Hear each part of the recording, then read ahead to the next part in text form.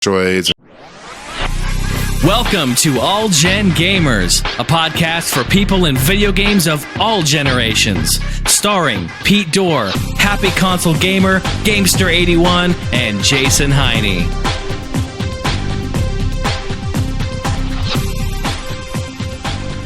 Alright guys, so welcome back to another episode of All Gen Gamers. This is episode 15, and tonight I am joined by my regular co-host, Gamester81. What's going on, John? Hey guys, what's going on? And Johnny, the Happy Console Gamer. Hey Johnny. Hey guys, how's it going? And Jason Heine, the EMU Review. What's up, Jason? What up? And we are joined by somebody that, for those of you that have been listening since the beginning, made a surprise guest appearance on episode 2, and the fans have been begging and pleading, and please get Luke back on. So we have Luke Morse one. What's up, Luke? Hey, what's going on, man? Yeah, and we figured that we'd use this episode as sort of a general casual episode where we're not going to really have a set topic. We're kind of just going to go with it. It's going to be very loosely based on Japan and gaming culture in Japan. So we'll have a little bit of talk with that with Luke. But yeah, for the most part, we'll just be, going at it. Whatever comes. So. I can actually probably start it off, and I know I should say this for games I've been playing, but you know what? It's taking me, we're episode 15, it's taking me 15 episodes to say I finished Dragon Quest 9. I can't Johnny couldn't wait to get that off his shoulders. Congratulations. Do we have an applaud Thank noise? you, everybody. Thank you. Oh, where's my crown? For sure, but no, I'm just very happy to have it done, and big high recommendation for anybody out there who's kind of on the, they don't know whether they want to do that game or not. Definitely do it, and definitely do it if you have some real life friends to play with, because that's where the game shines. Go for it, Luke. Yeah. I don't even know where to kind of jump in on that one there, man. I haven't been playing Dragon Quest 9 yet. Well, how about this, Luke? Have you noticed in Japan, we know it's a big craze there, but do you notice people kind of just walking around, maybe doing a little bit of Dragon Quest 9 in the streets with their tag mode that we don't have in the United States? Do you ever see that over there? Well, sometimes you see it on the trains. Usually there'll be a group of high school kids, and they'll block the doorways on the trains and then have a go at it. But yeah, other than that, not so much. Well, here's my big question, because Dragon Quest over the years is, bigger than Super Mario Brothers, right? It's huge. And in Japan. And is that the consensus in Japan? Luke, you're over there. You're kind of you walk through Akihabara all the time. That the electronic district there for anybody who doesn't know. Is it all about Dragon Quest? Is Dragon Quest the biggest game in Japan, or is that just something that in the West we actually think it is because we're being told that? Yeah, no, for a lot of university students and a lot of younger high school students, Dragon Quest is definitely popular. But then again, so is Monster Hunter. Hunter is their popular series going on around here. So, between the two of those and Winning 11 football, I guess, those are the three major ones that a lot of the kids are playing now. Yeah. Here's the thing, is there a lot of love for Western style games in Japan, or is that still trying to find its feet over there? Because obviously Microsoft went over there and was pushing a lot of their games over there, and the Japanese were kind of resisting. That's another question. Is Japan kind of saying, hey, we accept these games now, or what's kind of the scene with that? Well, a lot of the Western games are definitely not geared towards the Japanese market. A lot of the people here like really challenging games, and not challenging just try and stay alive for as long as you can, but they like a lot of puzzle games, a lot of strategy games, and things like that. Whereas if you do look at Xbox coming out over here and Halo being its major kind of flotation device, they're not doing so good. Halo Reach is getting a little bit more popular, and it's doing a little bit better than it was before, but it's still not going near PlayStation 3 or anything like that. Yeah, it's funny because I saw a picture on Joystick or Kotaku where they showed a picture of Connect Display in Japan, and it was a ghost town. It was empty. Whereas over here in the U.S., it's selling like crazy. You see that thing on demo. There's a line of people waiting to play it. It's a big hit over here so far. But Japan, I guess not. Yeah, well, the Wii is still really, really popular, and because of families and like a lot of the people still living at home with their families until usually with men it's around 40s or so that they live home with their parents.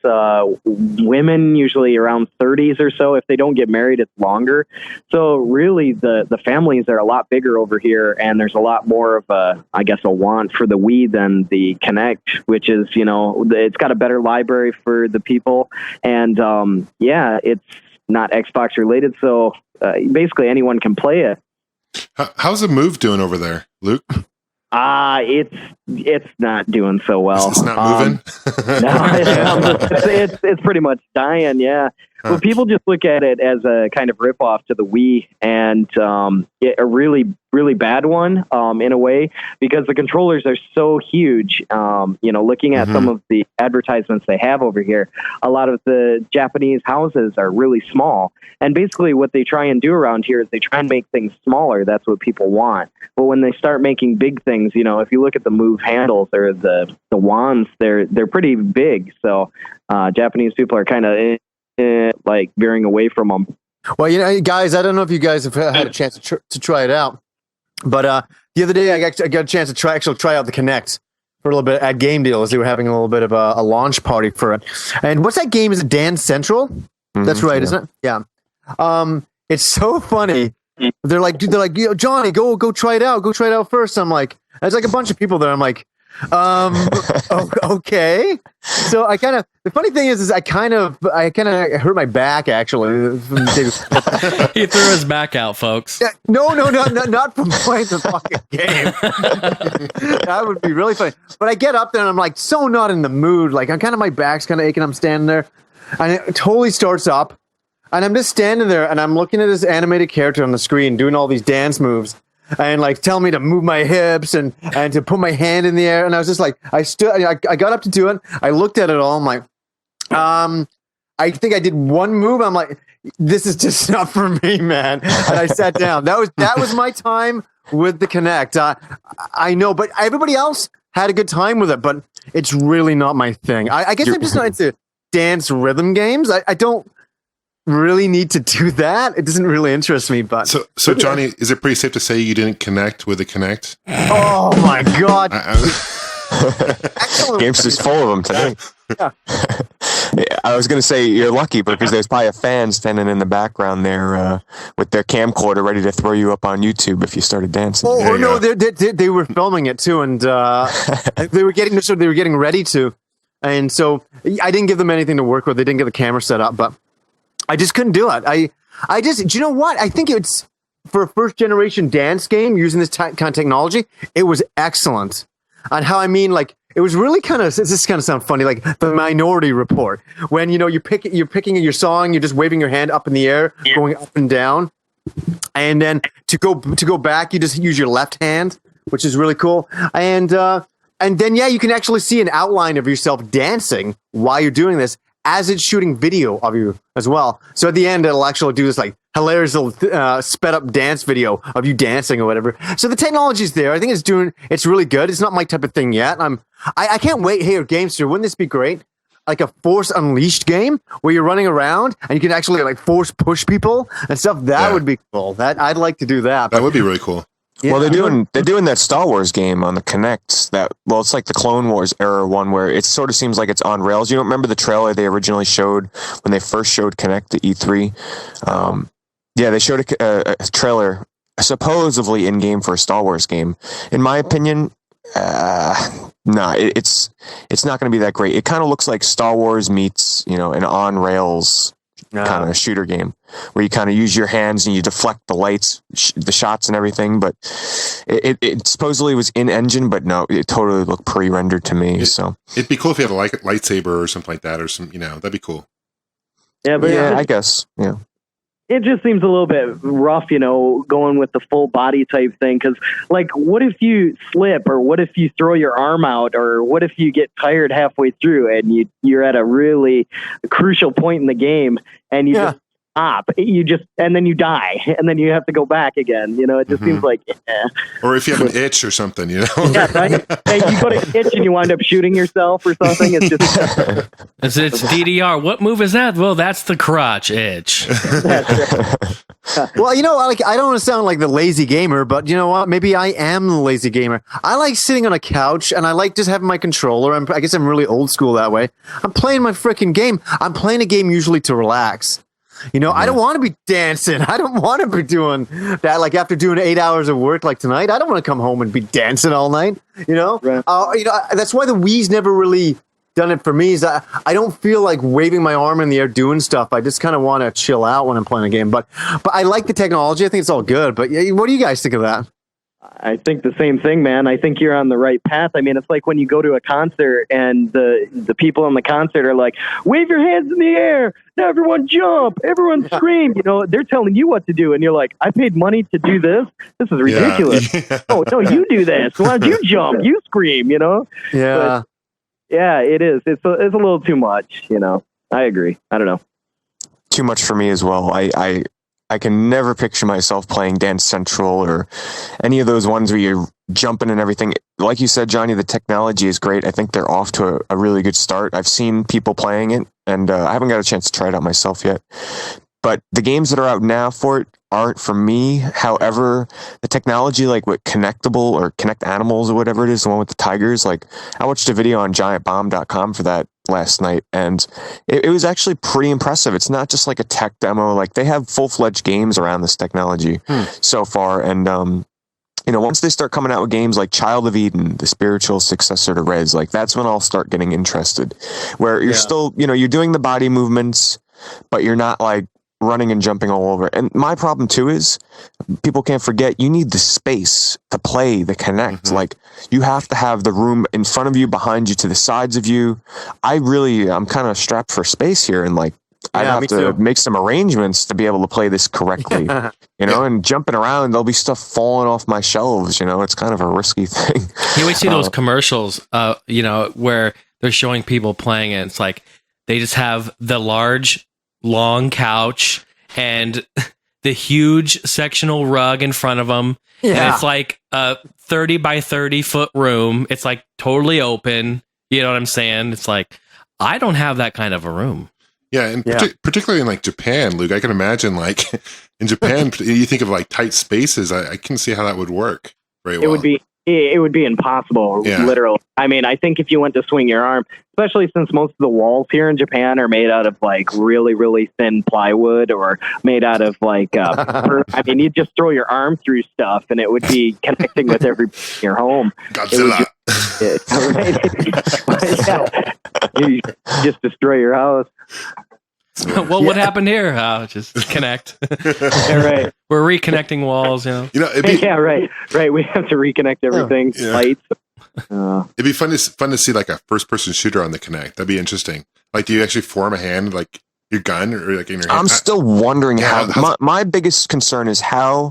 I mentioned this before. How would you move through the 3D space? Like, how would you tell it to move forward, left, right, backwards? I mean, sure, you can say, okay, forward, backward. Who the hell is going to want to sit there doing that the whole game? Sure, you can make a stepping motion, like you're moving forward, but honestly, put yourself in that situation. You're playing a shooter for an hour and a half. Are you really going to be standing, doing a standing walk the whole time? Like, it would look awkward. It would be tiresome. I really don't. It's going to have to be all on rails unless some developer comes out with a way to play first-person shooters. I think we're going to be very limited, especially with driving games as well, to a lot of on-rails stuff. So we'll see how that goes. Telepathics, dude. Just put your DDR pad underneath you. But they're going for the whole controller-free thing. I know. I'm just making a joke. But that would be a way, though. It would be a way. Just put some sort of controls on your fingers, kind of like those clips where they read your heartbeat when you're in the hospital. So that might work. Just moving your fingers like, I'm running. Left hand would be to shoot. Yeah, I like that telepathically, John. Just like stare at the monitor and grin, like, I'm moving forward. Go forward. So is any of you guys actually buying any of this stuff? Is anybody getting the Move or the Kinect? Any of you? I am going to pick up the Kinect later this month. After I get after I get my bonus, I'm going to probably pick it up just because I'm curious about it, and I'll probably end up getting it. I'll do a review on it. Oh my God, you have to do a review of Dance Central. I'm going to film him. I'll film him. You got to be careful with copyright with songs and stuff though on YouTube. I don't know how you can get away. I don't know how that will work. Ooh, yeah, I don't know. Maybe that is a good point. What's Turn that? the music off. Turn the music off. Then I look like super stupid. Dance in silence. No, listen to me. I got a brilliant idea here. What you do is you turn off the music, you put on some porn music, and you start doing dancing in your underwear. Gamester's first 1 million views video. Yeah, viral. It goes viral. It goes viral. I lose all my subscribers. That video. They're like, who's this guy? Yeah, but think about it. You get a whole different group. So there you go. 10,000 women instantaneously subscribe. Like, who's that guy in his underwear with the hat on doing the dancing? What about the Move games? Do you plan on getting the Move? I do. I'll get the Move eventually too, probably before Christmas. But yeah, I'm going to get the Kinect first, and then I'll get the Move later. So for with the Move for me, I know I mentioned I wanted to get it. The Time Crisis game came out. That's like my driving force to pick it up now, as well as Sly Cooper Collection, I believe that has Move support. I think I could be wrong on that. I know they're integrating 3D with it, but that just actually came out yesterday. And of course, everybody's going to forget about that because Black Ops came out as well. But I still want to get the Move. The Move intrigues me more because I don't mind motion control as long as it's done right. Like, I'm not opposed to using it in Wii games. No. So for me, an HD version with more accurate motion controls on the PS3, I'm all for it. I'm interested to try out MAG and SOCOM with it. Of course, I'll probably still prefer the joystick, but you never know. So you can use that the Move with SOCOM when the new SOCOM comes out. Yes, it's going to be fully integrated. Kidding me? Yeah, there's been tech demos, and supposedly it works pretty well.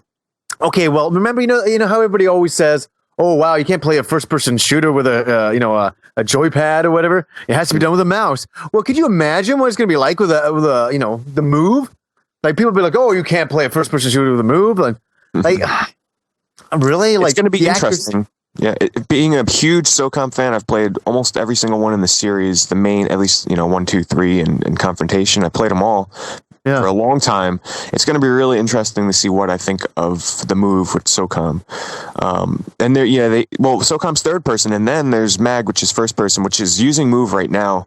I haven't really looked into it to see what people think, but I know I'm interested in trying it out. I'm probably going to definitely have Move before Christmas. Kinect, that's a different story. Really, I'm going to pick up Kinect whenever games start coming out that I'm interested in, and that's really the bottom line for it. Hey, Luke, I am actually curious. Tokyo is a place that I would love to visit for many, many reasons. I've never been. But let's talk a little bit about the arcade scene there, because I know that they're thriving. Am I wrong? I mean, the arcade scene over there is completely different than what it is here in the States, and that's something that really interests me. So can you talk a little bit about that? Yeah, sure. Actually, the arcade scene is changing a lot. A lot of the older arcades, like the ones in Akihabara, are becoming more and more rare. In fact, there used to be an arcade that was around by my house, which I made a video of a long time ago. I think I was playing Initial D on, and I went down there just to go and check it out the other day, and they turned it into a laundromat and wiped it out. But the one games that are thriving now are a lot of the card games. And these are just like horse racing games or strategy games, kind of like the, Dynasty Warriors series as well. Over here, that's called Sen Muso. That's really popular a lot with the card games, the big tables. A lot of the fighting games, like the Street Fighter games, Virtua Fighter, things like that. Those are thriving for competitions. And they have some huge Gundam capsules that are pretty amazing. They look like the cockpit of the Gundam characters, and they're extremely huge. They have 2 huge joysticks on the inside. They have foot pedals, and it's a 180 degree screen display that's type of kind of a half moon, and pretty amazing. But these things take up a lot of space, so that's what's pretty much the arcade scene is right now. Anything that's riding or shooting or something you can't basically fit in your house is the only thing that is thriving right now. Everything else is going away. Yeah, you forgot to mention one thing, Luke. Your arcade that you have in your house. Exactly. This is retro. I tell you what. Yeah. You need to open that to the public, man. Well, I don't know. I keep this thing around for another 5 or 10 years, and I'm sure I'll be able to put it in a museum because they're going to wind up destroying all this stuff. Yeah. I mean, you see it on the net, just going left and right, and going for spare parts. People rip them down. A lot of the rare machines too, the harder to find ones, like there's the Neo Hyper Neo 64 cab. Mm-hmm. Just to find the cab alone, it's really rare, and I've seen a couple of them go for $600 or so. But recently, I've seen 2 of them just get out, and some of them, just scrapped, and it's like, no, these are rare machines. But yeah, what can you do? Don't you have a board, a Hyper Neo 64 board? I got the board, yeah. But the machine, definitely, I wanted to have the cab, but oh well. Yeah. Can you kind of elaborate on what that Hyper Neo 64, and for those listeners who may not know what that is, can you kind of elaborate? Yeah, Hyper Neo 64 is basically a 64-bit Neo Geo system that never really made it. They only made about, I think, a total of like 8 games or something for it. And there were 3 or 4 different motherboards that you needed in order to play these different games. Because the fighting games wouldn't play on the racing game motherboards. The racing game motherboards wouldn't be able to connect with the, with the shooting game. There was one shooting game that was released. And it I don't know. It really tried to make it, but it wasn't really successful, and it was towards the end of the Neo Geo kind of career, and they wound up failing. So they're pretty rare, but from what I've seen and what I've heard is a lot of people in the UK can pick those boards up and those games up for dirt cheap. So if you're looking for just a little piece of history, you can probably pick them up from a UK auction for a couple $20 or something, I think. Wow. Oh, jeez. Yeah. What are you guys playing at the moment? I was going to ask you, Luke, what have you been playing lately? Well, actually, one of my Xbox, the original Xbox, was suffering from the power failure or the kind of ghosting problem. And if you don't know what that's all about, the original Xbox, when it came out in the factories, they had some issues where the motherboards were coated with something that actually dissolves some of the lines in the board.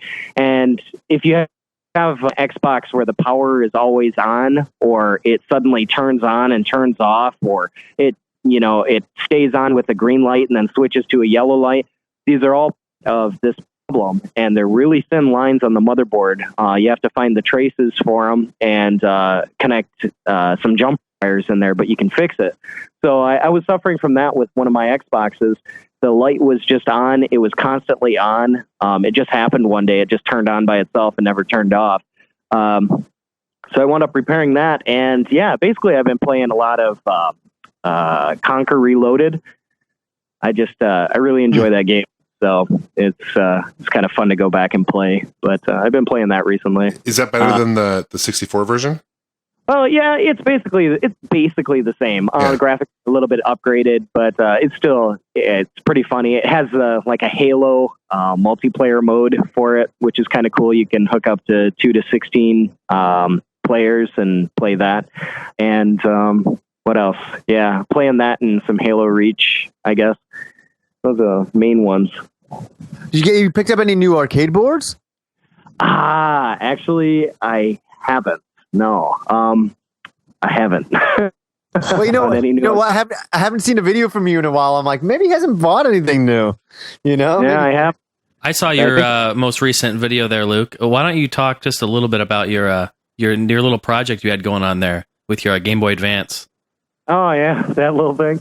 I don't know. A lot of people have been sending me videos about some of these mini arcades that other YouTubers have made. A couple of them are like the Genesis arcade, and another one was the Neo Geo arcade. It was really small micro ones.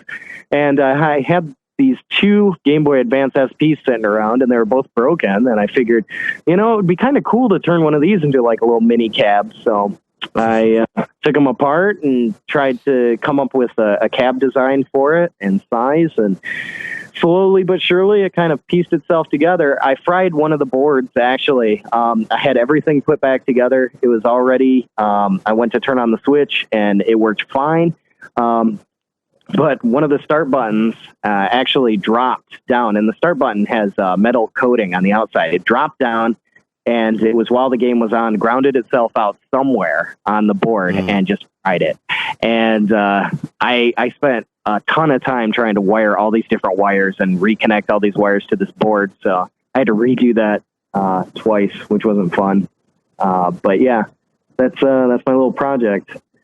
A lot of Yeah, you guys really go check it out. It's a really, really check cool out that thing. video. Yeah, I watched that. Yeah, It's like a little mini arcade cab. It's really you should cool. make those. You should make those, Luke, and throw them up on eBay. Let your viewers know. Sign it. I go for a pretty penny there. No, it's really cool. But let me ask though, the screen that you use, I forget. Is that's not that's like a little LCD screen that you're using for it, or how do you use the screen on there? That's the actual screen. What I did is I mounted the screen in there, and I wound up using a piece of plexiglass over the front of it. And then I got some black vinyl, and I cut that out and kind of made a border around the screen to make it so where the screen kind of looks square. I know it's not completely perfect, but it kind of gives the image or the impression of kind of an arcade cab. That's but cool. it's the original stuff, yeah. Looks real cool. I got another screen laying around here. I actually have a screen from a visor from a car audio place that I went to, and they had these visors that had the monitors in them. I'm sure you've seen them in cars before, but you can hook them up to just about anything. And these visors were supposed to be a set for car navigation, but one of the visors was out, so I took the monitor out of the other one and I wired it up to a bunch of different systems, and it works fine. It's being powered by my N64 brick, which is kind of wild, but I'm kind of wondering where I can put that or what I can do with it. Haven't really figured anything out super special yet, but maybe make another mini arcade. I don't know.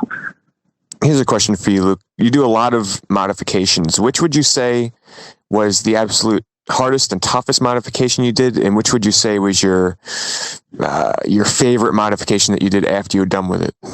Oh, jeez. I don't even know if I could answer that. Wow, yeah, most difficult modification. I don't know. I really don't know. A lot of the stuff that I try and create or make up or do is kind of on a whim, and some of it's I can't really. I can't remember everything. What about instead of a modification, like you fix a lot of systems? Which would you say maybe is the hardest system that you had the hardest time fixing? Maybe like a dead system that you like brought back from the grave. PSX. Which one? The PSX. Yeah, the PSX I just hate with a passion. I really hate it. I have 4 of them sitting over here, and every single one of them is just shot. It's so crazy because those things are like, you never see those things over here in the U.S. A lot of people probably don't even know, Luke. Why don't you go ahead and explain what the PSX is briefly?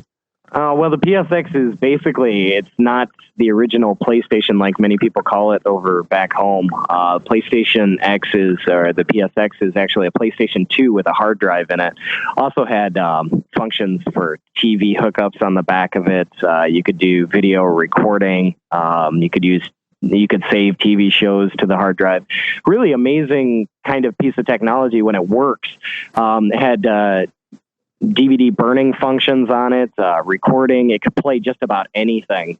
Pretty, amazing piece of hardware. But the failure rate on these things is just ridiculous. The lasers either give out, or the hard drive gives out, or the board itself gives out. And there's really no easy way to fix these things. So once you see them junked, I don't know. I would say at least with my experience with these, probably about 70 or 80% of the time, they're unsalvageable, unless it's something that someone really doesn't know what's going on. Like maybe the power cable is loose, or, something they couldn't turn it on or they couldn't turn it off. I don't know, something simple. I just don't want to mess with them. But yeah, that's kind of the PSX in a nutshell. I don't know, John, you got one. Well, do you have anything else you could say about it? It was the first Sony system to actually have that menu screen that they use. So that's the first one to do that. That was kind of cool. Yeah, the same one that's used like in the PSP type. Right. Mine actually works, so I'm really lucky. How much do you think a working one is worth, Luke? Any idea? Geez, I couldn't tell you. You might want to check the auctions and see how much they're going for. Yeah. But yeah, they're kind of a rare piece of equipment. So yeah. So what? As Pete asked you, what's your favorite modification? I was kind of waiting for that one. I was kind of curious. I don't know. I'm kind of digging my little arcade cam that I did recently. That's kind of fun. I gotta go check this out. I mean, the lettering and stuff like that, I was just playing around with the sides just to see what it would look like. It didn't really go super serious with the whole decals on the side of the machine or anything like that, but just want to see what it would kind of look like. Kind of gave it this character, kind of cartoonish look on the sides. But yeah, that's probably one of my favorites right now, I guess. Also bringing back this Blast City, bringing that thing back to life. I was pretty impressed about that. So, oh my God! Sorry. I'm looking at your Game Boy Advance. This thing is hilarious. Yeah, that is totally amazing. Luke, was it intentional that on the side I noticed it's LUK? Did you kind of do that as a knockoff of SNK? Yeah, I did. And I also, I kind of did the same thing with the GBA, CAB, kind of with the Neo Geo type thing. But yeah. I'm sure there's a lot of real quick listeners that are probably like, link us to the video. Just go to Luke's channel, LUKEMORSE, and then the number 1. The video is called Game Boy Advance SP Mini Arcade Cab Mod. GBA CAB. That's where you can check it out. So good, man. I'm just sitting here just with my mouth wide open going, wow, this is fun. You could totally sell those for like a pretty penny, Luke, if you ever wanted to. Yeah, the only the hardest part of this cab here was trying to remount the power adapter, the whole bracket and everything. I literally detached it and then ran a bunch of wires, but they're so close on that circuit board. It was not good. Yeah. I'm just watching you playing Metal Slug on it. It looks like you're playing Metal Slug on a little SNK Neo Geo. It's fantastic. Yeah. I didn't really mention it, but the joystick that I used for it, I actually chopped down a Neo Geo CD controller, and some people were able to guess that's what it was. Chopped it down, and yeah, did a lot of different rewiring on this thing, but it works out. Put it on eBay. Yeah, right. I'll put a bid in on that. That's totally cool. That's totally cool. Gamester, what have you been playing? Well, I just picked up the new GoldenEye today. Oh, yeah, and I've only played the first couple missions, but I really like it. I got the deluxe package with the gold controller. It's pretty cool. I was kind of expecting, honestly, like the same thing as the original Nintendo 64 version, and it's different. I mean, I think different in a good way. Actually, I like the game so far from what I played of it. How is it different? Sorry, because I never really got into the original, so I know you and Jason are big purists of the original. So how does it stack up to that? The controls are completely different. So you have the 2 analog sticks now rather than just the 1. So you can look a lot. It's much more easy to move around. Mm-hmm. You don't have the armor. You don't just like first person shooters now. You get hurt, you just hide in the corner, and then you heal. Yeah. So that's completely different. Like the original, you'd have to get like health, and you have to deal with that whole thing. The story is different. There's I think they have the new James Bond guy, Daniel Craig. He's Bond now, which is I think the one downfall that I kind of wish they kept the other Bond guy in it. Jason, what are your thoughts about it, man? You played it probably more than I have. Yeah, I'm probably a little bit over halfway through it. I picked it up also last week. I love it. I absolutely love it. In my opinion, I think it's probably one of the best shooters on the Wii right now, in my humble opinion. Yeah, it's funny because it's kind of a hybrid. Yeah. Because like some of the missions are almost verbatim to the 64, like the first mission, the dam, all that. I mean, you do everything all the same, and then some missions are completely different. So they kind of they've stuck to the roots. I mean, they've thrown some old school stuff in there with the more modern look, and then given us a whole new kind of path to follow, which is nice. I've been playing online a little bit too. They have tons of game modes online. I think that's fantastic. 8-player dedicated server type of a setup, which is fun. They have a lot of different game modes. The Wii friend code thing, or it uses a GoldenEye friend code, which I think is kind of quirky, but the Wii friend thing's always been kind of quirky, I think. Definitely. But yeah, it's a great game. I think it's a little dark. I guess if I had to say one negative thing about it, I think it's a little dark, but then again, we're talking about 007, James Bond, I mean, it's kind of dark anyway. Other than that, sorry. What do you mean dark? I'm trying to understand. I guess that can be interpreted a few ways. I mean, like lighting in the game. Lighting wise, lighting. You can't see. Yeah, I agree. Yeah, certain parts are you can't really see in front right. of you. And I adjusted it in the game setting. They have brightness, which is nice, but then it looks washed out. So then I have to try to find a balance with my TV. Here I am spending a couple of minutes trying to get that set, and I shouldn't have to do that. You know what I'm saying? Yeah. If you remember, Halo 2 had that same problem. It was really frustrating. Yeah, it's like, man, and then I go back to my other games, and then it's all screwed up. It just my TV's screwed up. The brightness is all messed up. But other than that, I absolutely love Classic Controller Pro. I love that controller. This is the first time I got one bundled with it.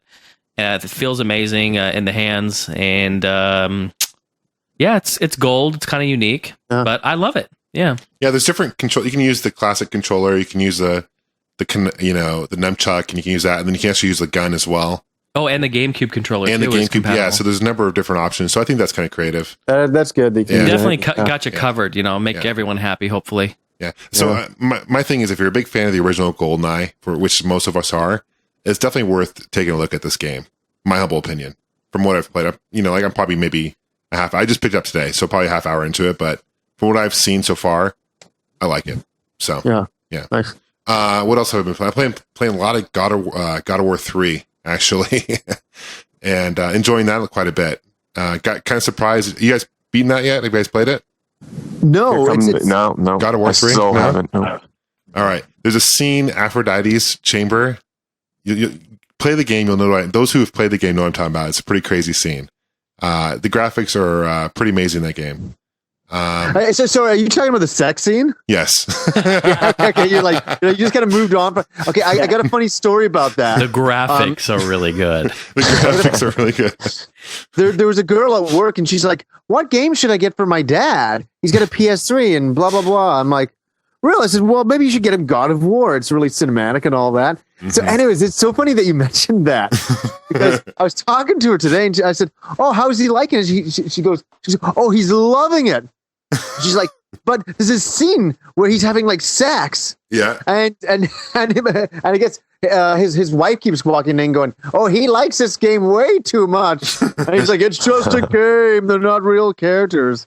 And I thought it was funny, actually. It's funny because there's like just scenes in the game where there's like a random topless chick. Doesn't necessarily need to be topless. She just is.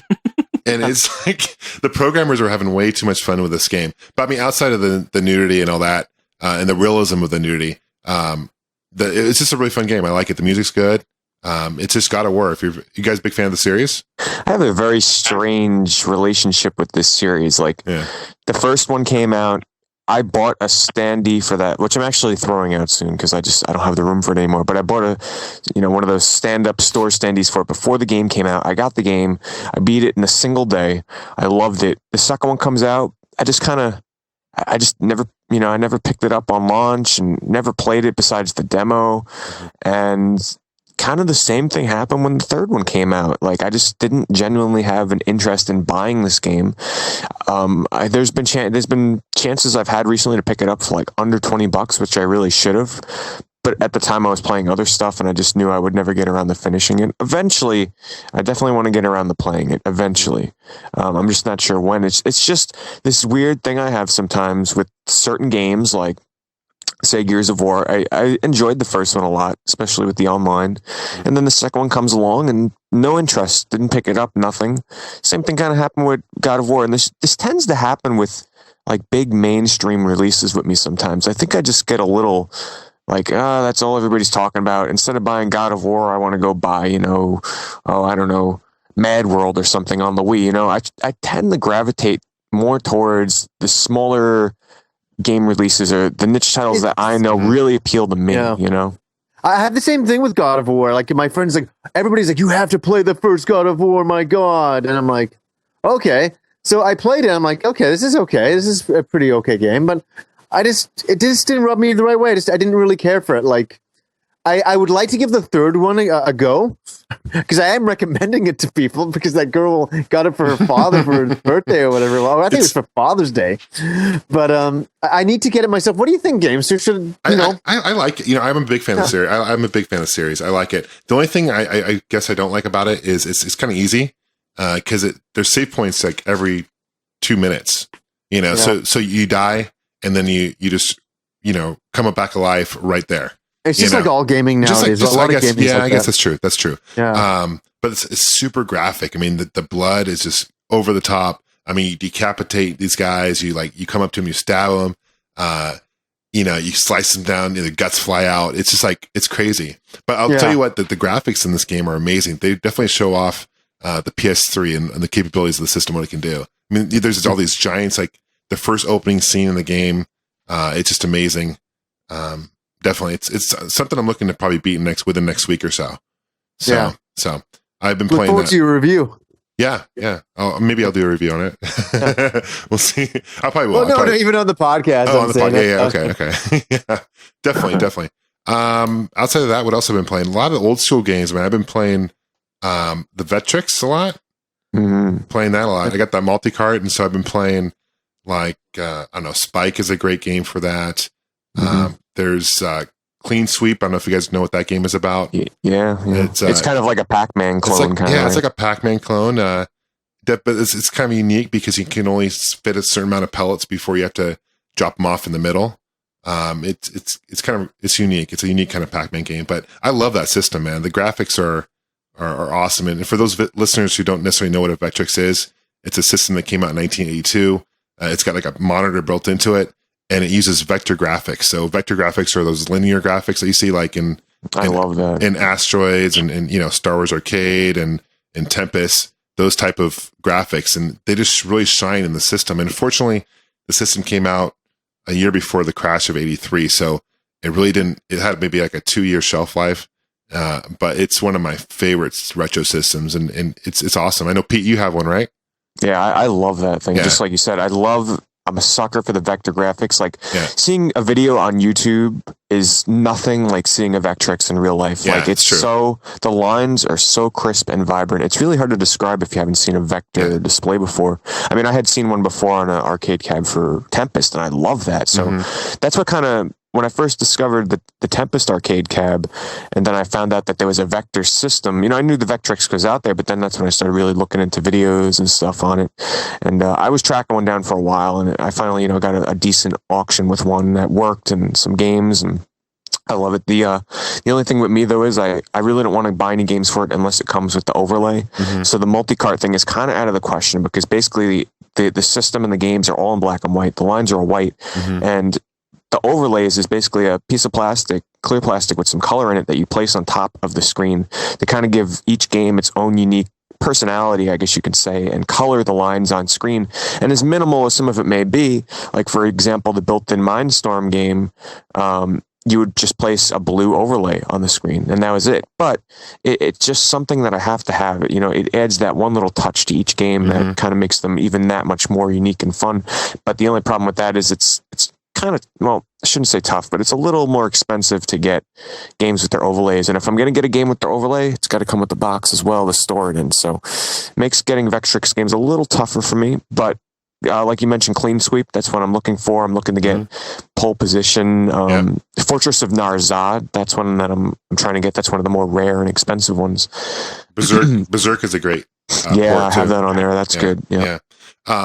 Another great website, Pete, I want to refer you to and the listeners to is Atari2600.com. And they have like overlays and games and boxes and all that stuff individually you can buy separate too. So check that out if you have the time. So cool. Yeah, because it's hard to get overlays separate. Like if you're missing one, it's definitely not easy to do. But you're totally right though, as far as just seeing it in person and seeing it on a video, because I just recently did a video of it and trying to capture it on video camera, it blurs it and it doesn't do it justice at all.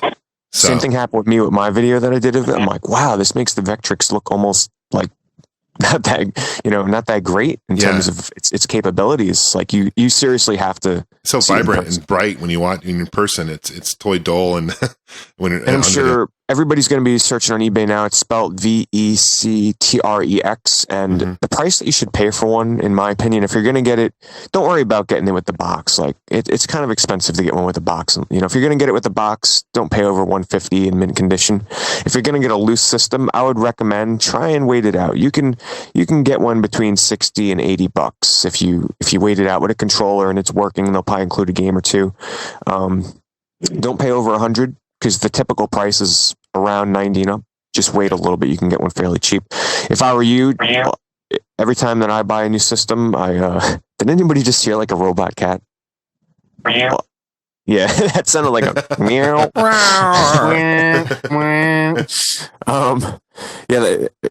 Now I lost it. Forgot what I was talking about. The shipping's going to get you though, as far as shipping costs. Shipping. Yeah, that's going to get you because it's a heavy system. The thing's a beast. Try and get one with a couple of games. If you're going to buy a new system, try and get some games with it. So and just a warning, because I knew it kind of scared me a little bit when I first got mine. The system takes a bit to warm up. Like I was first turning mine on, and like nothing was coming up on the display. And I'm like, oh my god, tell me this thing's broken. So I turn it off, turn it back on, turn it off, turn it back on.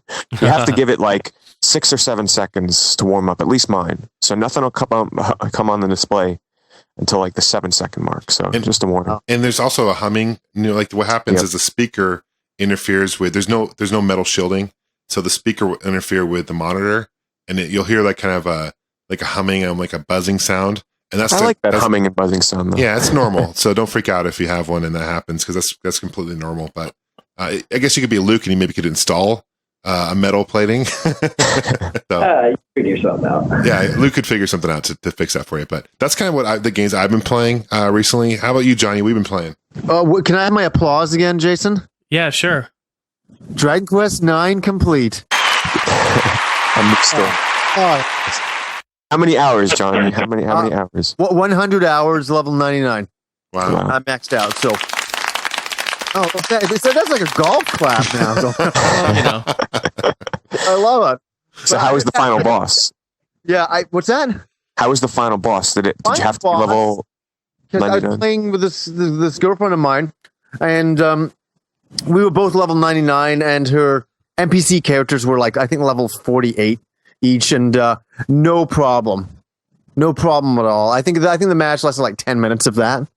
We just did Geiger Slash over and over. It's one of the like good, really good attacks you can do. So destroyed him really easy, and it's kind of interesting. I thought the game was over, but it's actually not. There's a whole bunch of extra quests you can go on when the game ends. It actually says to be continued.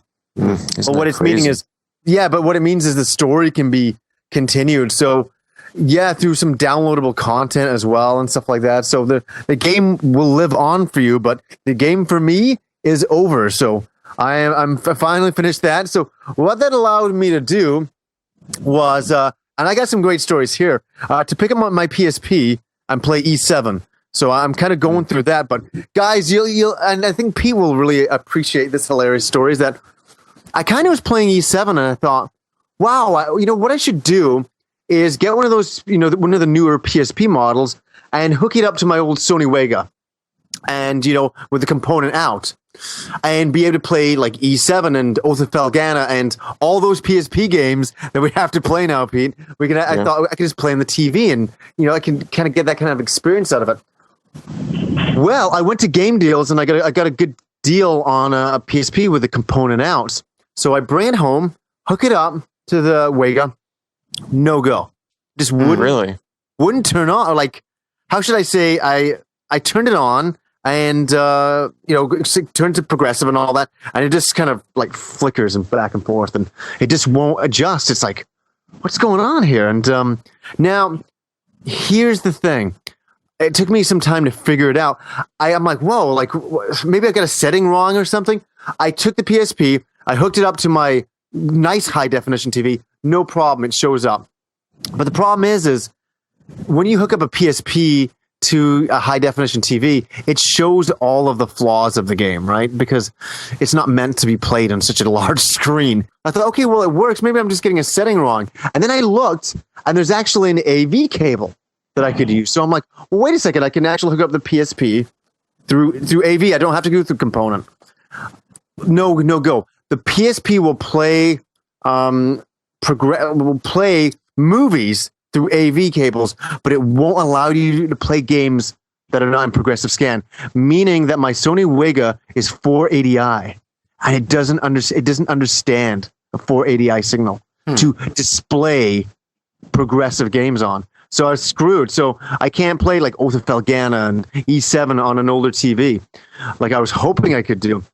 So that totally took me by surprise. I didn't know that you couldn't do that. I thought, oh shit, it's got a component. Of course I'll be able to play it.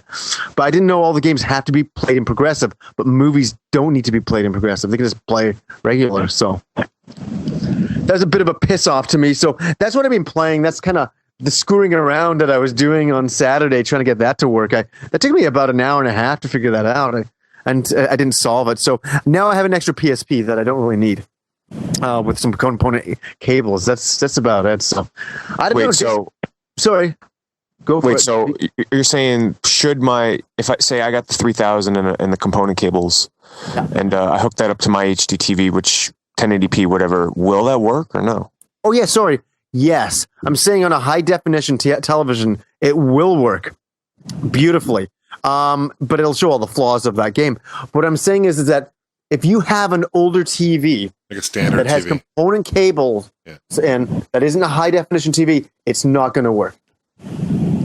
So I thought I was being all tricky, thinking, "Hey, I can play my PSP on my TV, and a lower res TV to make the image look like PS1 graphics."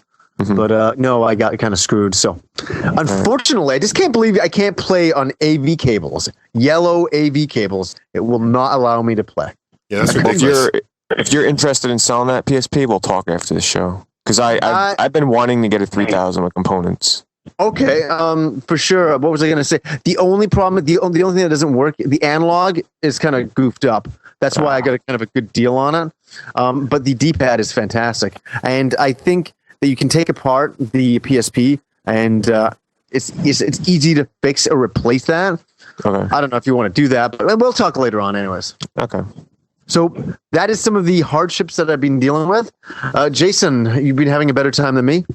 Well, I've been playing 3 games. One we already brought up. I did get GoldenEye, so we already discussed that. And also, I am playing that online, so if anyone out there is playing it online, I did an unboxing video of it on my channel. I also have my friend code in there. You guys check that out and send me your GoldenEye friend code so we can hook up and frag. So, been playing that. I also, a little retroness here, I've been playing Smuggler's Run on the PS2.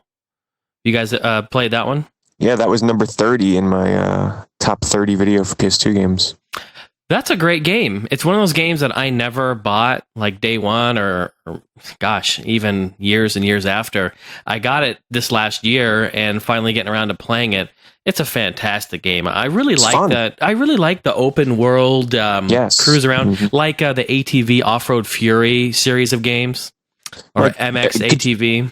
Could you imagine like playing that when the PS2 first launched? Like I was so impressed with it. I just found myself driving around and looking at those graphics like, wow, look at that draw distance. Like it was so unbelievable. Pete, you know? I was absolutely blown away, just as you were. Yes. The first game I ever played on PS2.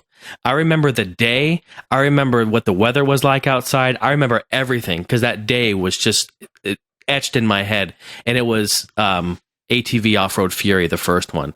And just to have that open world with the terrain and the trees and just, the draw distance blew me away. So I'm kind of a sucker for games of that nature, and I really like it. I'm stuck on the 11th mission. Oh my goodness. It's freaking impossible.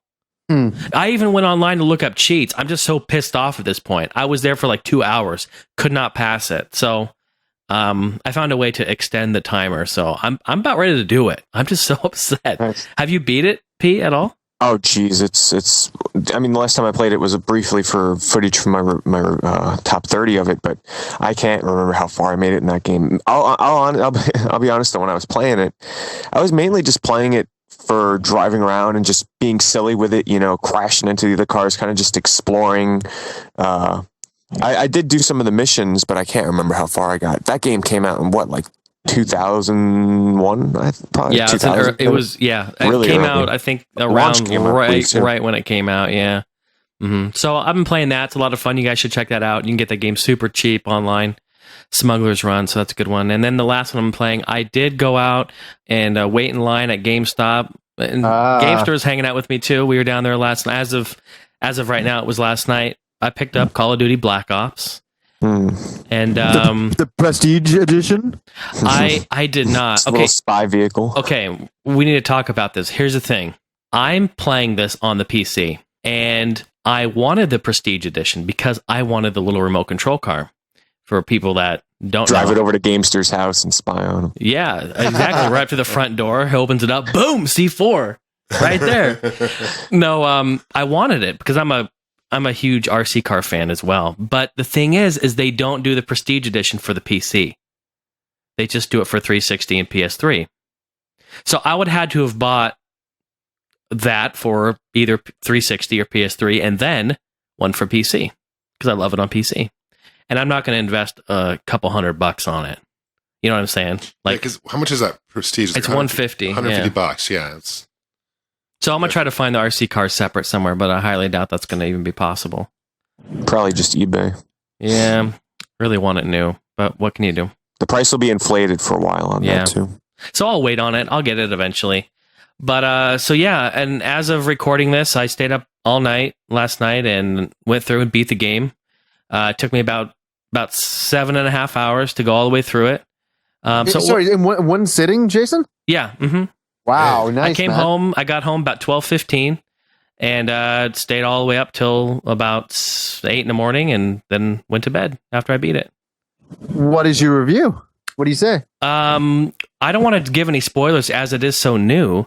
But no, but like for sure, no spoilers. I understand. But what would you give it out of 10? Like compared to the shooters because you're the shooter guy. You play so many shooters. Like, kind of curious to hear what you have to say about it. I love the game. I didn't fall in love with any one character or the concept as I did like in Modern Warfare 2 on the campaign. I really did feel connected to the characters in that one. And this one, you're playing a whole bunch of different roles. And the storyline, you're kind of piecing together a puzzle. So you're playing a lot of different roles. So you don't really have the time to get connected or fall in love with any particular person. And honestly, majority of the time, I'm just trying to figure out what in the hell was going on in the campaign and the storyline. Because there's just so many twists. And really, you're just trying to solve this puzzle the entire time. But the gameplay is what you would expect Call of Duty, type of setup. I love the controls. It looks fantastic on my PC. They upgraded a lot of things with online and with the perks, and I haven't even dabbled into the online yet. But yeah, I if you want like a number like out of 10, that'd be really hard. I would probably say it's somewhere in that 8.5 range, probably. Nice. Yeah, that's good. That's good. 8.5. What would you say for me, Jason? Because like I'm not a big, huge shooter guy, but I did like Modern Warfare 2. I enjoyed the single player campaign in that, and I like Halo per se. I like playing that. Would I love this game? Like because I just feel there's so many shooters out these days. It's like it's another shooter, and I'm sure it's a great shooter, but there's a lot of shooters. What is this different enough and worthy enough to pick up? You think? I say yes, it is, Yeah. and I say that you would like it. Here's the thing: on top of it having the campaign that is good. And it was a ton of fun going through. There's also the online multiplayer is really where it's at. And, that's where all these games really shine in this genre. They have a lot of different game modes. They have a really cool system where you get Call of Duty points to buy upgraded weapons and, attachments and all this sort of thing. And on top of all the cool modes that they have something called Zombie. It's basically like a Call of Duty version of Left 4 Dead. But it's a 4-player co-op zombie attack where you have to defend yourself in this like haunted house type of a setting. What? And you just have to defend the house and revive your teammates if they go down and just survive for as long as you possibly can. And when you kill zombies, you get points to buy guns that are on the wall. And also unlock other doors to continue on through the house. So it's actually it's a lot of fun. So there's a lot of replay value in this game. I mean, sorry, all the zombies NPCs? They are. Mm-hmm. Yep, they are. And then they have like phases, like phase 1. There's only a few, and then you beat all them, and then phase 2, there's a little more, and it just becomes hectic. It becomes insane. It's kind of like the Halo 3, wasn't it? What was that Halo 3 thing where you do all those challenges with everybody and get harder and harder each level you go into? Remember that? I actually haven't really played a whole lot of I think you're talking about ODST, where you kind of it's like no, not ODST. I'm talking about like I swear it's Halo 3, where I'm a Halo. Like, I'm not your base type of thing, and all the enemies are coming through, and you can open doors and close them.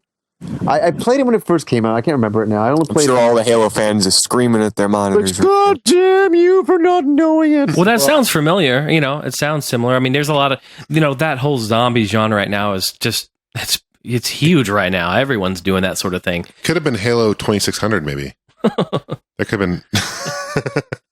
I think it was. It was the online multiplayer on that one, John.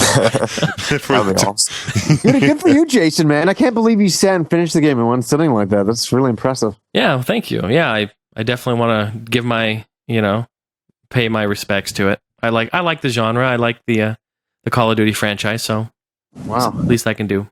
It's a lot of fun. But what about you, Mr. Pete Dorr? What have you been playing? Okay, so I have sort of a announcement. You guys remember when I mentioned, at least on the Halloween podcast, the one before it, about that Amnesia game, supposedly one of the most scary horror games to come out in the past 10 years? You remember that? Yeah, that's the one that you showed to me where you were running through and you're like, you never saw the enemies or something? Is it that one? Yeah, that one, yep. Yeah. So, Halloween night, I decided I was going to do something special because I didn't really have any Halloween video made. I bought the game on from the website because it was actually on sale for Halloween for half price for only $10. So I bought it on Nice. that. And I did a live stream of the game Halloween night. I kind of threw together a real quick video to let people know about it, like a 5-hour ahead of time kind of thing. And I actually sat down and I played the game in one sitting and beat it live on Halloween, which was totally unexpected. Because basically there was about 150 to 300 people the entire night. Usually for the most part, it sat around 250 people watching the whole night. So I was able to play through the game mainly because everybody was like, how could I leave all those people in the dark? Like, come on, I can't just shut off the game and be like, all right, guys, later. So I was up from 11 to 3 or whatever. I played the game. It took me 6 hours to beat the game. Wow. I did it straight with no breaks. And I have to say, I actually really enjoyed it. I did play it in the dark, but it wasn't as scary as it probably would have been because it felt like I was playing in a room, with other people. Because I'm sitting there playing for 300 people. I'm talking to them, So it wasn't quite. So it would be great, Pete, if there's something like you're playing the game and some door opens, you're like, ah! There were a couple of moments in the game where it kind of made me jump a little bit. Like there was one time I turned a corner and there was a freaking zombie monster like right there. And the whole point of the game is you're not supposed to look at the enemies in the game. You basically start off the game knowing nothing about your past because the game's called Amnesia. So you don't remember anything. And you kind of start off in this big, huge castle mansion and you're walking around and you're finding letters and notes that you wrote to yourself, and it's kind of piecing the whole puzzle together. Unfortunately, because I was playing it live in front of a lot of people, I didn't get to immerse myself in the story of the game as much as I had hoped, because you find a lot of letters and there's a lot of story and backbone to the game. However, it's kind of lengthy to kind of sit there and read it in front of everybody, and the camera I was using wasn't quite focused, so everybody couldn't read it themselves. So I kind of had to skip through a lot of the story. But yeah, you're ronding through the castle, finding out about your past, and not too many spoilers, but you end up that, yeah, this place it's pretty messed up. And the whole point of the game is there are monsters in the game. There's only really one true monster that you see the entire game, which is like this mutated zombie type thing. But you're not supposed to look at them. If you look at them, you start to get like anxiety and you start to lose your sanity, and the screen sort of starts to shift and you start falling on the ground and it gets all blurry. And if you look at the zombies too much, you'll end up dying. So you're supposed to run from them. Don't look at them. And the game had really clever puzzles. It's a first-person adventure style game, and I'll have to say, thank God, I had some people in that chat room that played the game before, which is why I finished the game a bit faster than it's supposed to be finished in. It usually takes about 10 hours. It took me only 6 because I had some help, like to speed up the process of playing the game live. If I ever did get stumped or stuck, I would check the chat and say, hey, where do I go next, to kind of keep things rolling. And wow, this game had some inventive puzzles, like seriously. I guess because I'm not used to playing PC games of this style, so who knows, maybe most of the stuff in there everybody was probably like, that's everyday business in the PC adventure game world. But to me it was like, wow, this is crazy. But it was a lot of fun. It definitely has its shocks and scares in store. If you're playing this game in the dark with headphones on, and unless you're like the most seasoned horror survival game veteran out there that isn't scared of anything, this game's probably going to scare the hell out of you. Yeah, Pete, I caught about 20 minutes of your stream there, and I'm telling you, I was watching at the part where you were trying to figure out where to go, and I guess you had to like break a window, and people in the chat room were all, the window, Pete, break the window. And you're like, I guess I'll go here to the window. It was really funny. I watched it, man, and when those zombies, when they're chasing you, man, I tell you, when I was watching that, definitely a little piddle came out of me. That freaked me out. That was just scary. So you can't kill the zombies, Pete? You just run away from them? You can't kill them. You run away. That's what freaks me out, dude, when they're chasing you. Oh, God. Yes. The scariest part about the game is how infrequently you run into the monsters in this game. Because from what I understand, some of the monsters and the zombies are pre-scripted. Like every time you play, they're going to be there in that same spot, to kind of give you that shock scare factor in certain aspects of it. But some of them are kind of randomly generated. So, you'll play through the game once and there'll be zombies in certain spots, and then the next time you play, they won't be there and they'll be in a different spot. And if you do end up dying and they respawn you, the monsters change their spawn location. So it's not like, okay, I know they're going to be around this corner here. They actually change their spawn location on you. So, that part of it was pretty cool, because people watching, they were like, hey, that zombie didn't spawn there for me last time. But overall, I'd say I really enjoyed the game. It kind of helped me conquer my fear of playing scary games. I guess if I'm going to play them, I should play them live in front of people, because it really wasn't that bad. I really want to get around to playing Dead Space next. That's the next game on my radar for sure. It's like your online strategy guide. Yeah. Live strategy guide. I was going to say, Pete, but when you were a kid playing Sonic by yourself, little did you ever think that one day you'd be playing a video game and having 150 people there with you, helping you and just watching. Is insane. It is. It's pretty amazing how technology has really come over the years, that you can you bring up a good point. Who would have ever imagined that, 10 or 15 years ago, that you can be sitting there playing a game and you'll have a couple of hundred people watching you play that game in a chat room. Like, isn't that crazy? Who would ever think? It's amazing. Yeah. We must embrace the technology. Make it one. Yeah. One of our own.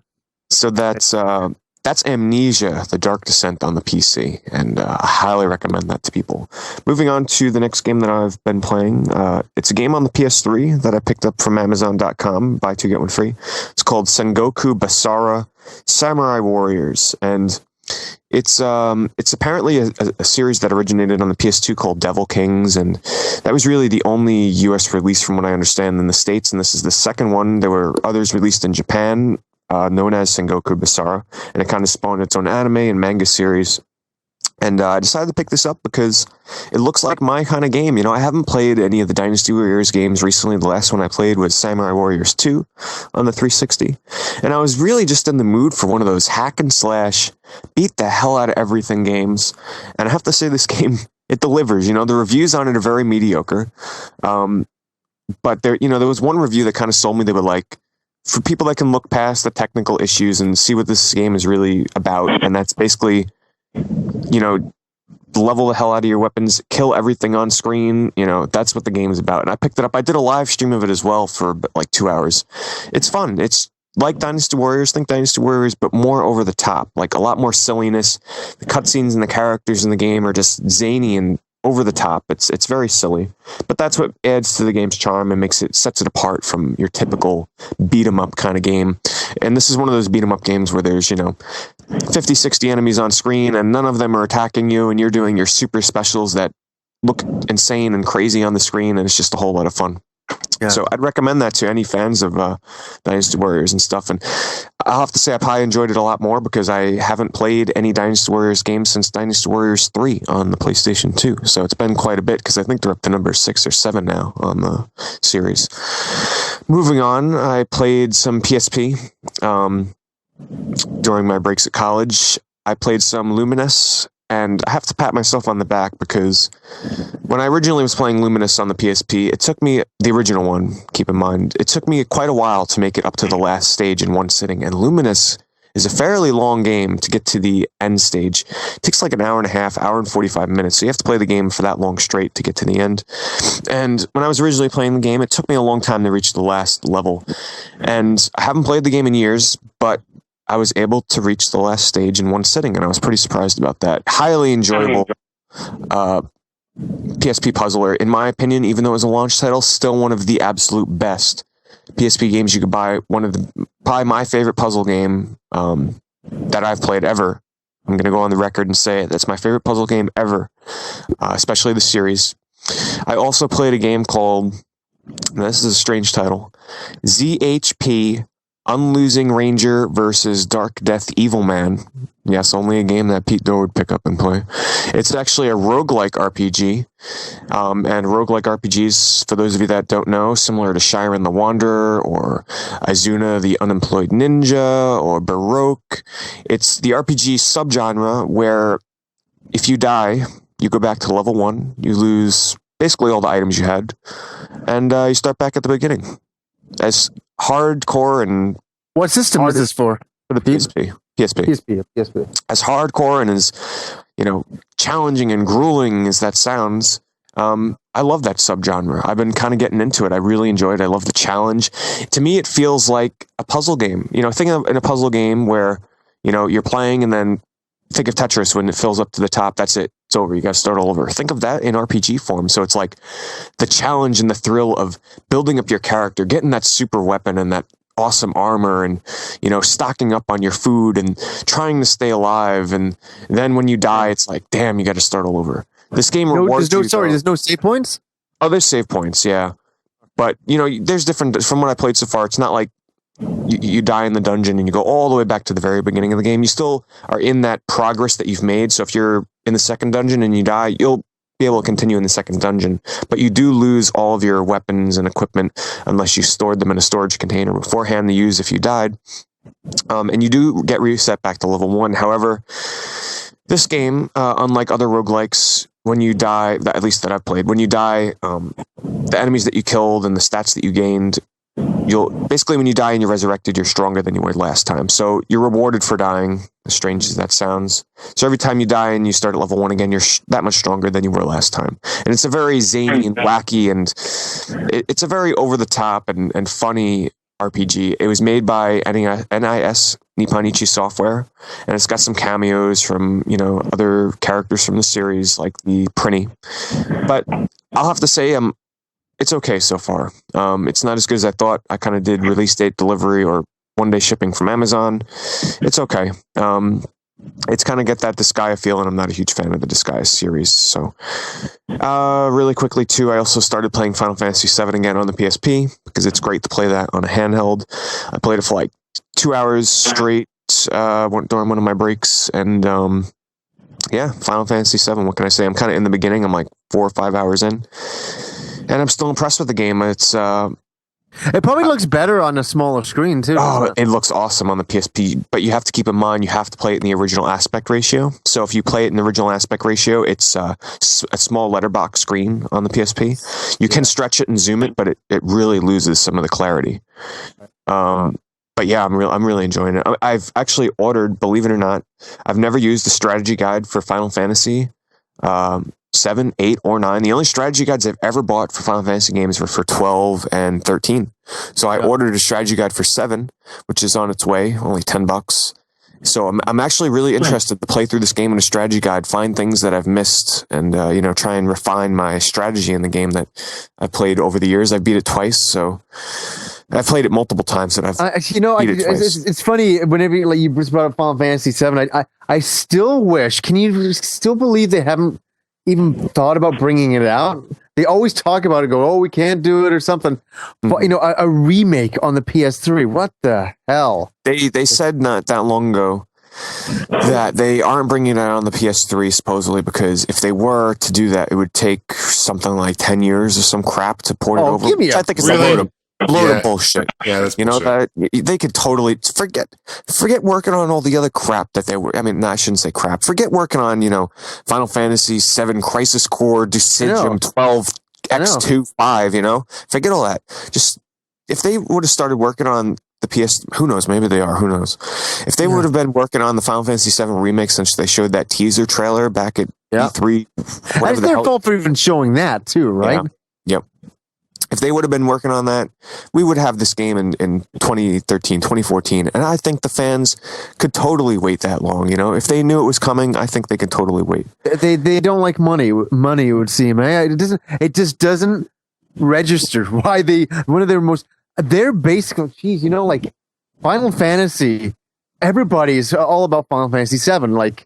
And I'm not saying that I am, but there's a whole generation that grew up on Final Fantasy VII that will go out and buy that game day one, and I can't figure it out why. And that's the thing. I was one of those people. I grew up on Final Fantasy VII. That was my first true RPG besides Pokemon. But I think their reason for saying that they're not going to be able to do it is because it wouldn't live up to the standards for this generation of games if they were to have to redo the whole game like that. So they're thinking, which is true. 7 is a huge game. If they had to do the towns in that game and everything in the in the graphic style and the presentation of, say, Final Fantasy 13, I have to admit that would be pretty crazy. However, they don't have to take it to that extreme. They don't have to give every character voice acting. Just graphically update it and bring it out. What's so hard about that? Totally. Yeah, I fully agree. Have pre-rendered, better pre-rendered backgrounds. It doesn't matter. Mm-hmm. Yeah. But right now, to play, when I put in my copy of Final Fantasy VII. It looks dated. It does. Unfortunately, it's a classic, but it looks a bit dated. I would really just love to play an update on it. That's all. That's just a more high res update, not a full. It doesn't have to be fully 3D and all that stuff. Anything kind of updated at all, I would take anything at this point. So, yeah. But sorry, there's my rant about Final Fantasy VII because you brought it up. God damn it, you got me going. And real quick, because I know I've been talking about what I've been playing, have I mentioned Kirby's Epic Yarn on here before? Briefly, not really in detail, but yeah, briefly, I think. Did I mention that I was playing it, though? No. Yeah, okay. I think you mentioned you were going to pick it up, but you hadn't mentioned you were playing, I don't think. It's been a while, because the way we record these podcasts, it gets a little confusing sometimes, what I talked about or not. I listened to last episode, too. I didn't talk about it then, so I probably didn't. But yeah, I picked up Kirby's Epic Yarn, and it's enjoyable. It's fun. I still can't get the thought out of my mind that this didn't originate as a Kirby game. And playing through it, it's very apparent that this originated as a totally different game, and Nintendo kind of just decided to slap on a Kirby skin onto it because there's no similarities to past Kirby games besides the fact that it has Kirby characters. At the end of the stages, they kind of have a little bonus mini game where you can, you spin the wheel and it kind of lands on a random bonus. But other than that, the gameplay, totally not. Don't get me wrong. I'm loving the game. It's totally fun. It's one of the best, Wii game platformers out there. But this is not a Kirby game. What are you thinking? Is like a Doku Panic thing? I was going to say, do we have another Mario 2 here? That's exactly the whole thing behind it. It originated basically, Kirby's Epic Yarn. Kirby has a little co-partner if you do co-op, King Fluff or whatever his name is. This originated as a game that had nothing to do with Kirby. It starred this King Fluff character in this like yarn world, and I guess about a year ago, I guess Nintendo decided to make it into a Kirby game because, hey, Nintendo, they want to make some money. They probably saw that this was a really great game, which I guess was good for it because it's a great game where people should experience it. And if they're familiar with a certain character and series, why not? But everything about it, it's not Kirby. Like, Kirby sucks up enemies, and they've thrown in a lame excuse as to why Kirby can't absorb powers or suck up enemies anymore. He can't even float anymore. Kirby doesn't float in the air. It's a standard jump. Nope. You can't get the abilities, huh? You can't do the sword? Well, you get abilities in the game, but it's sort of like predetermined. So it's like, okay, you get to a certain point in the stage. Here's this power up, which you get to use in this certain spot in the game. And there's a certain spot where it will end. And the abilities in the game, for the most part, are very fun, actually. I enjoy them. But no, there's no such thing in the game as absorb this enemy's power and you have it and you can combine it with this one. There's none of that. And a lot of the enemies in the game so far have been a bit uninspired. Like there's really not too much of an enemy variety in the game, and I'm very close to the end of it. I only have one more world to go. And what I'm most disappointed about, my biggest complaint with the game, which isn't really a complaint, but more of what they should do in the sequel, when you're in the overworld of the game, like the hub worlds where you're trying to decide what stage you want to go to next, there's this excellent, great animation with, every time you unlock a new world, they kind of have this little sequence that will play out where, say, like a snowman will form out of yarn or something. Like this little mini movie kind of will happen. And the animation and the style behind each of those little things is really awesome and inspired. But then when you go to play the levels, there's like very little of that. There's not a lot of that inspiration and great different characters throughout the levels themselves. So that's just a little complaint for me, but I'm still really enjoying it. I definitely want to do a review on this game. It's the kind of platformer that's right up my alley. I know I'm sounding overly critical of it, but don't get me wrong, I'm really enjoying the game right now. Well, now I'm really interested to check it out because think about it, guys. Like in 10 years, if we get word, like something leaked out that the game originally was like Doku Doku Yarn, I'm going to want a copy of that game. And then they'll release the USA version or something. Yeah, exactly. The Lost Yarn. The Lost Yarn. Hey, Pete, I have a question about that game. Mm-hmm. Now, I'd say probably about 30% of the time after I urinate, I have a problem zipping up my zipper. I tend to forget. Mm-hmm. Just curious, if I play that game, do you think it would help me remember to do that? No, because everything in the game dealing with zippers is unzipping. Just thought I'd ask. That's why I asked. See, this is why I asked. Thank you, Pete. No problem. And that's I should mention that because people are probably like, oh my god, you didn't get Call of Duty. I had it on order for release date delivery today, but something happened with an error with my credit card or something on Amazon, so it was a little delayed, but it will be here tomorrow. Maxed. Declined. Maxed. Which is fine because I'm off tomorrow, and today, oh man. I only had like 5 hours of sleep. I was at Nintendo World Sunday, and Monday I had class. Today I had class. I came home exhausted. I was like, all right, I'll take an hour nap before the show. No, that hour nap turned into like 4.5 hours. So I wouldn't have been in the mood to play Call of Duty today. So tomorrow to work out fine. I'll have the whole day to play. Prestige edition? No, regular. Oh. I'm not into the whole prestige stuff. What are you getting it for? What 360? 360. Yeah. All right, guys. So it's that time of the podcast where we're going to start answering questions. Before we get into this, though, unfortunately, we lost contact with Luke, and we'll have him on again on the show. I think next time we'll talk more about the Japan culture and gaming, all that. And before we get going on these questions, don't forget post your questions into our forums, right? And send your audio question to our email address, which is Pete. What's the email address? contact@allgengamers.com. Just make sure that you send it as an MP3 file. And if you simply can't send an MP3 file, you don't have a program to create it or whatnot, the alternate method would be to create a private video that's only viewable by us, and then just send us a link to that video. just don't make it public, make it private, send it to us, and we'll kind of handle that for you. Which that's not the preferred method. Preferred method is MP3 file. But yeah, that's how you would do it. So send in those audio questions for sure. We love those, and we've been getting a lot more form questions, which we like. Be sure to keep submitting those as well. And you can go to our website, allgengamers.com. There's a link there, or you can go to petesgameroom.com/forums, right? petesgameroomforum.com. Okay, there you go. Let's dive into the questions. We'll start with the audio questions. So Jason, take us away with the audio question. Hey there, guys. This is Dirty Dongles here.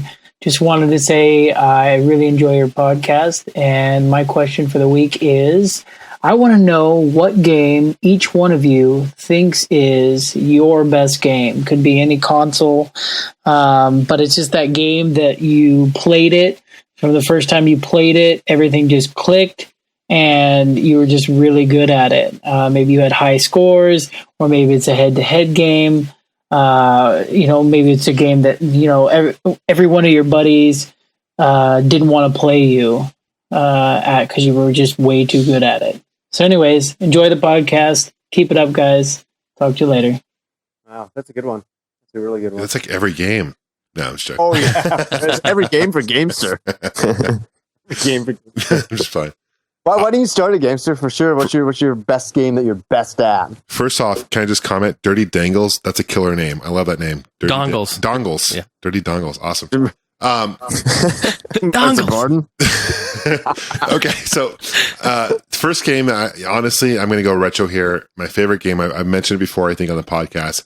I got to go with Donkey Kong Arcade. Nice. I love that game. I can never get enough of that game. I play it probably once, maybe twice a week, even today, and the game just never gets old. Yeah. And it's just super challenging. It's so simple yet challenging. Definitely that's my game. That's my pick. That kind of first game. That's just like Jumble Junkie. He's totally addicted to that game as well. He just loves that. Yeah. He's actually really good at the game. I'm not. My highest score. I've maybe reached like 90,000, maybe 100,000 once. It's a tough game. So. So what's the high score in that game in the world? It's over 1 million. Oh my god! It's the what's his name? The guy from the King of Kong. King of Kong. Yeah. Steve. It's They keep going back and forth, like reclaiming the records. Yeah, I think Weeby has it back now, right? No, Weeby doesn't have it. It's the guy with the beard. I forget, it's going to come to mind when we're done with. He got it back. You serious? Yeah, he posted he just got it back like a month or two ago. He just beat it. Yeah. Was it Billy Mitchell? Billy Mitchell. Yeah. Thank you. That's his name, Billy Mitchell. I'm killing myself for not remembering that, but yeah, he just took it over again. So that's it's a really interesting feud. I think Billy Mitchell released which I just remembered. I got to get one of them. He released his own DVD, which I think he signs. I could be wrong. Where it shows his world record video. I guess he recorded himself playing for the world record and released it as a DVD, which is pretty cool. Yeah, he also holds records on like Pac-Man and a whole bunch of other retro games too. It's amazing. He's a gangster. He's a gaming gangster. Gamester. He's a gangster. All right. So how about you, Jason? What's your answer? Well, I'm going to do one retro and one fairly new school. Again, Derek, that's my cousin, Dirty Dongles. Thanks for submitting your question. I'm going to say more modern. I'm going to go with Excite Truck / Excite Bots. I just rock at that game. I don't know what it is. It's just everything clicked. I love playing that game. The controls are just excellent for me, and everything works. Nobody will play it with me. I play online, and I always win. I have like a couple million some odd points online or whatever it is. Just it's nuts. It's a lot of fun. So that would be a more modern game, and then a more retro game would have to be Donkey Kong Country. The original Donkey Kong. Well, any of them, but preferably the first one because that one is my favorite. And even though that's not well, I guess it is multiplayer. You can do, Diddy and Donkey Kong. You can play a Donkey Kong theme. Yes, I just thought about that. Yes. Even though it's not multiplayer, it is just a fantastic platformer and a game that I, on occasion, will just run all the way through. Like I won't find all the secrets and hidden levels and all that, but I'll just run all the way through it from start to finish. I can do it in about an hour and a half, and I have done it once where I didn't die once, Wow. and I'm quite proud of that. Jason, That's pretty cool. are you getting the new one?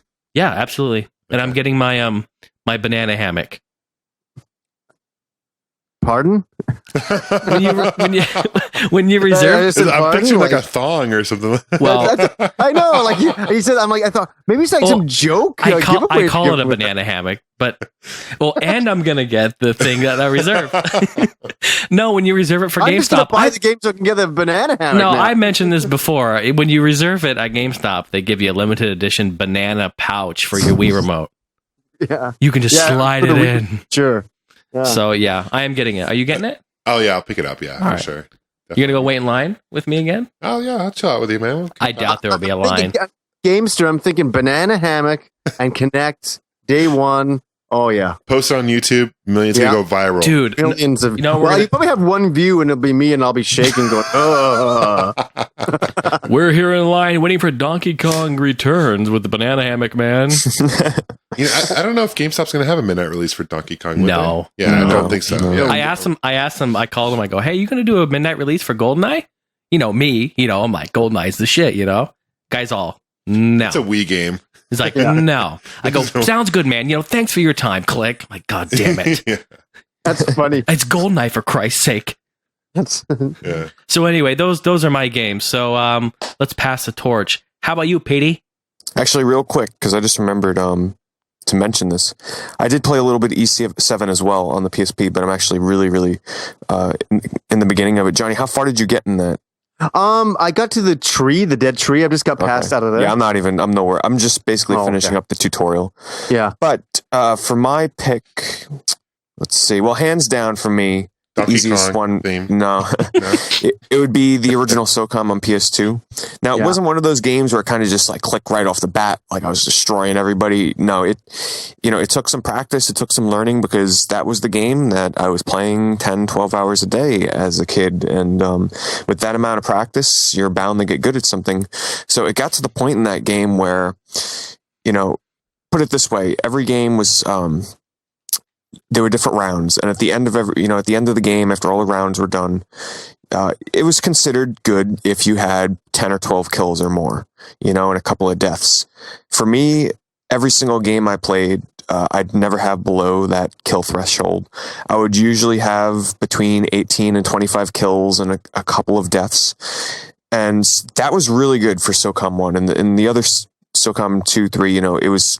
You can get higher kills than that because there were more players to kill, and that's just how the game worked. But SOCOM 1, I mean, not even being cocky or anything, but just the way I played. Every game I played, I just destroyed everybody. Maybe it was because I was playing on a team with players that I was used to playing with. But even if I played in just public rooms, I was just really, really good at the game, and I guess it's because I played a lot. Now, before the cheating devices came out for SOCOM, like Action Replay or whatever, where people were able to see through walls and all these different crazy cheats, before all that came out, the funny thing is the first couple of weeks or maybe the first month that the game was out, the leaderboards weren't working. So nobody knew where anybody was ranked or anything like that. And then they got the problem, and this is where my addiction started with the game. It might have been like a month or two. I don't remember exactly. But all of a sudden they fixed the leaderboards. Okay. And I checked the leaderboards and I was number 20 in the world out of thousands of players. And I'm like, are you serious? Like, this is for real? That's And pretty cool. it was based on the amount of kills that you had. So it's not like Modern Warfare now and all that stuff where it's, it's got all different kinds of stats to determine what you're ranked. It was determined by the total amount of kills that you had in the game, which is determined by, the amount of time you play, but it also has to do with your skill, because if you play a lot and you suck, you're not going to be that high up. So needless to say, when I saw I was number 20, I was like, oh my God, like, this is my new addiction. This is what I'm going to be playing. Like, I must continue. That's exactly it. I'm like, I have to continue. I can't drop out of my top spot. I think the highest I ever got was number 18. But when I was playing, I consistently never dropped out of the top 30. But then the cheaters came along and, I steadily started dropping in rank because they were cheating to get their score. But yeah, so many memories with that game. And my main driving force was not just because of my rank, but because, like I've said before, the great people I played with on there and the great community. I have a lot of great memories with that game. But if I had to mention one more besides SOCOM, the cop-out answer, I'd probably say the first Modern Warfare would be another one. That was kind of one where it really clicked right off the start. Every game, it was normal. It was easy for me. I didn't have to think. Go 30-1, 20-0. Something like that. And I'm sure all the Modern Warfare kids listening are like, that's it? You didn't go 50-2. It's like every game. I haven't been into Modern Warfare as much as I was since Modern Warfare 1. But yeah, back then, my kill death was like a 3.0 or above, which was considered really good, actually, for Modern Warfare 1, from what I remember, which is probably nothing compared to MLG and all that crap now, where if you don't have a 5.1 kill death, you're nothing. But for me, back then, I really enjoyed playing the game, and I was good at it. What can I say? There's just something in me in first-person shooters where, it's either going to click or not. I'm either going to be good at the game or I'm going to suck at it. Like MAG, I'm really good at MAG. I was good at Resistance 1 and 2. So I have a thing for first-person shooters, I guess. Maybe I should play them on the PC. Who knows? Maybe you should call me and let's play. Maybe. Yeah, but that would be my answer. What about you, Johnny? You guys are not going to be surprised at all. For me, obviously, it has to be Street Fighter 2, the original. Now, I gotta admit, it's funny because back then, I understood Street Fighter to a science. I still do. This may sound absolutely unbelievable, but on Street Fighter 2, I cannot be beaten with Ken. It's impossible for me to be beaten with Ken. And now, let's jump forward for a second. Let's just talk about right now. Super Street Fighter 4. No, I get annihilated at times. It's funny. I get a guy who watched the show. I met him at Game Deals. He's a younger guy. He's like, he's probably about my age when I played Street Fighter 2. So he's got a lot of energy and all that kind of stuff. And he came over and we played Super Street Fighter 4 all afternoon. And in the end, he was just beating me consistently. But he just knows all the new Street Fighter's okay. Street Fighter's become a lot more complicated over the years. The original Street Fighter 2, if you understand the foundation basics of the game, you can never lose. If you understand how everything works in the game. And that's why it's a bold statement, but I definitely stick to it. I cannot be beaten in the original game, in the original Street Fighter 2. After that, when we get into all the other variations, yes, I can definitely be beaten, but not that one. Rob, man, it's funny. I've had the amount of people I've had over to my place who have I'll take you on. There's no, who actually are good Street Fighter players. They're kind of surprised that I can always win, but I just understand the science of it. And I'm going to do an episode about that in the future, about some more stories, and I'm going to kind of hold them back for now. But yeah, Street Fighter 2, the original, is just my game. There's a lot of other games I played and I'm pretty good at here and there, but Street Fighter 2 is just, it's my game, for sure. It's just, I don't know.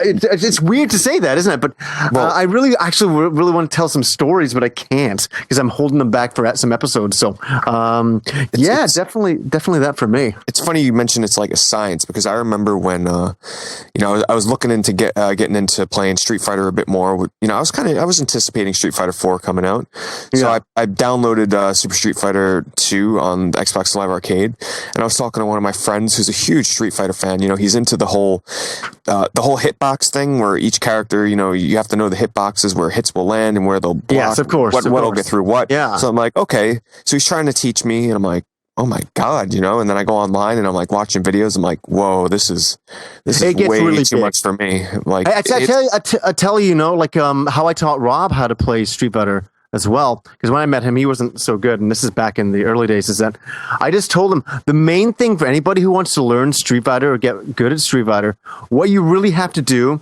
is play against somebody who knows what they're doing on all you do for your first, this may sound ridiculous, for your first 50 matches against this person who knows what they're doing, just defend. Don't fight back, just defend. Most of the game is a good defense.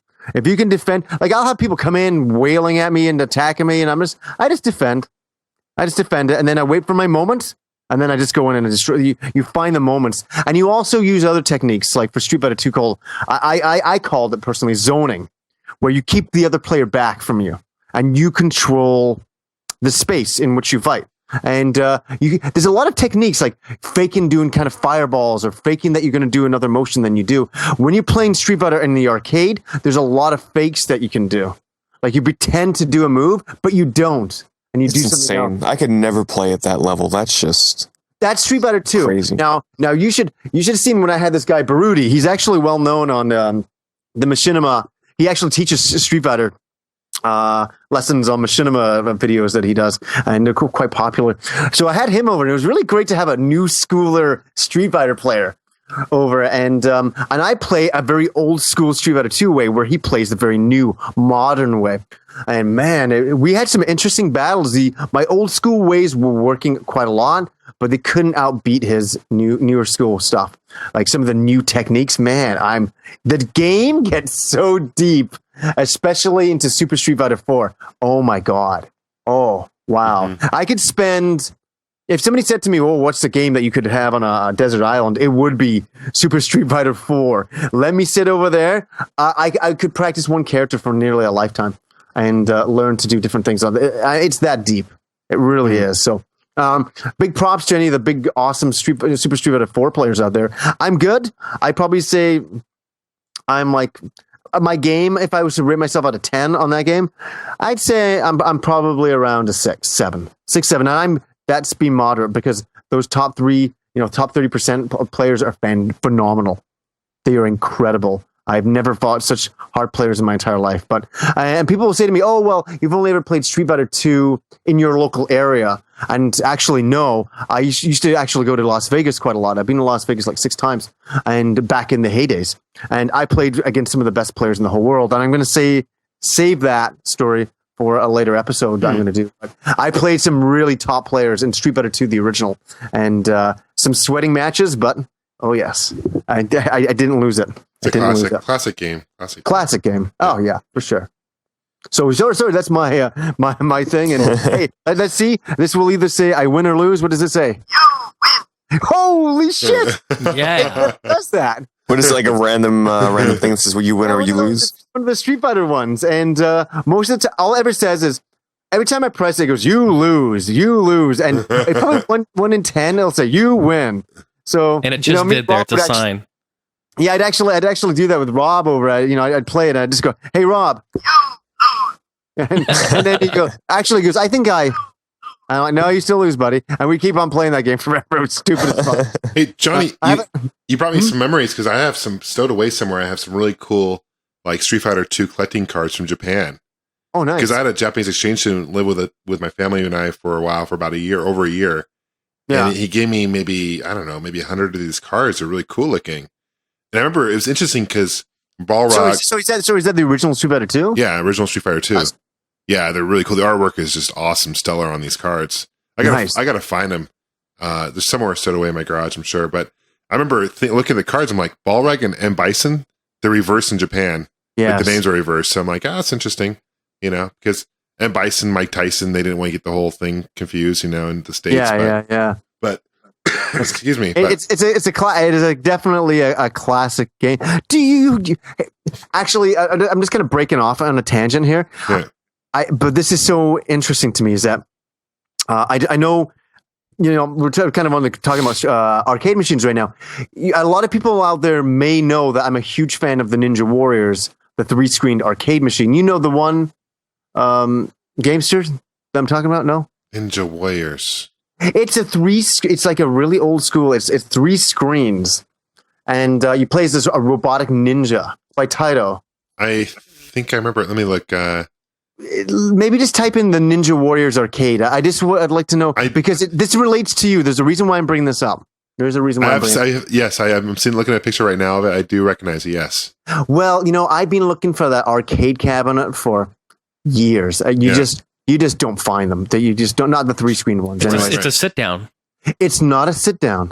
I'm looking at one that is, so they must have done a couple of them. What? You got to send me that in the link. I'd be curious to see that. That's pretty cool. It totally is a 2-player sit down.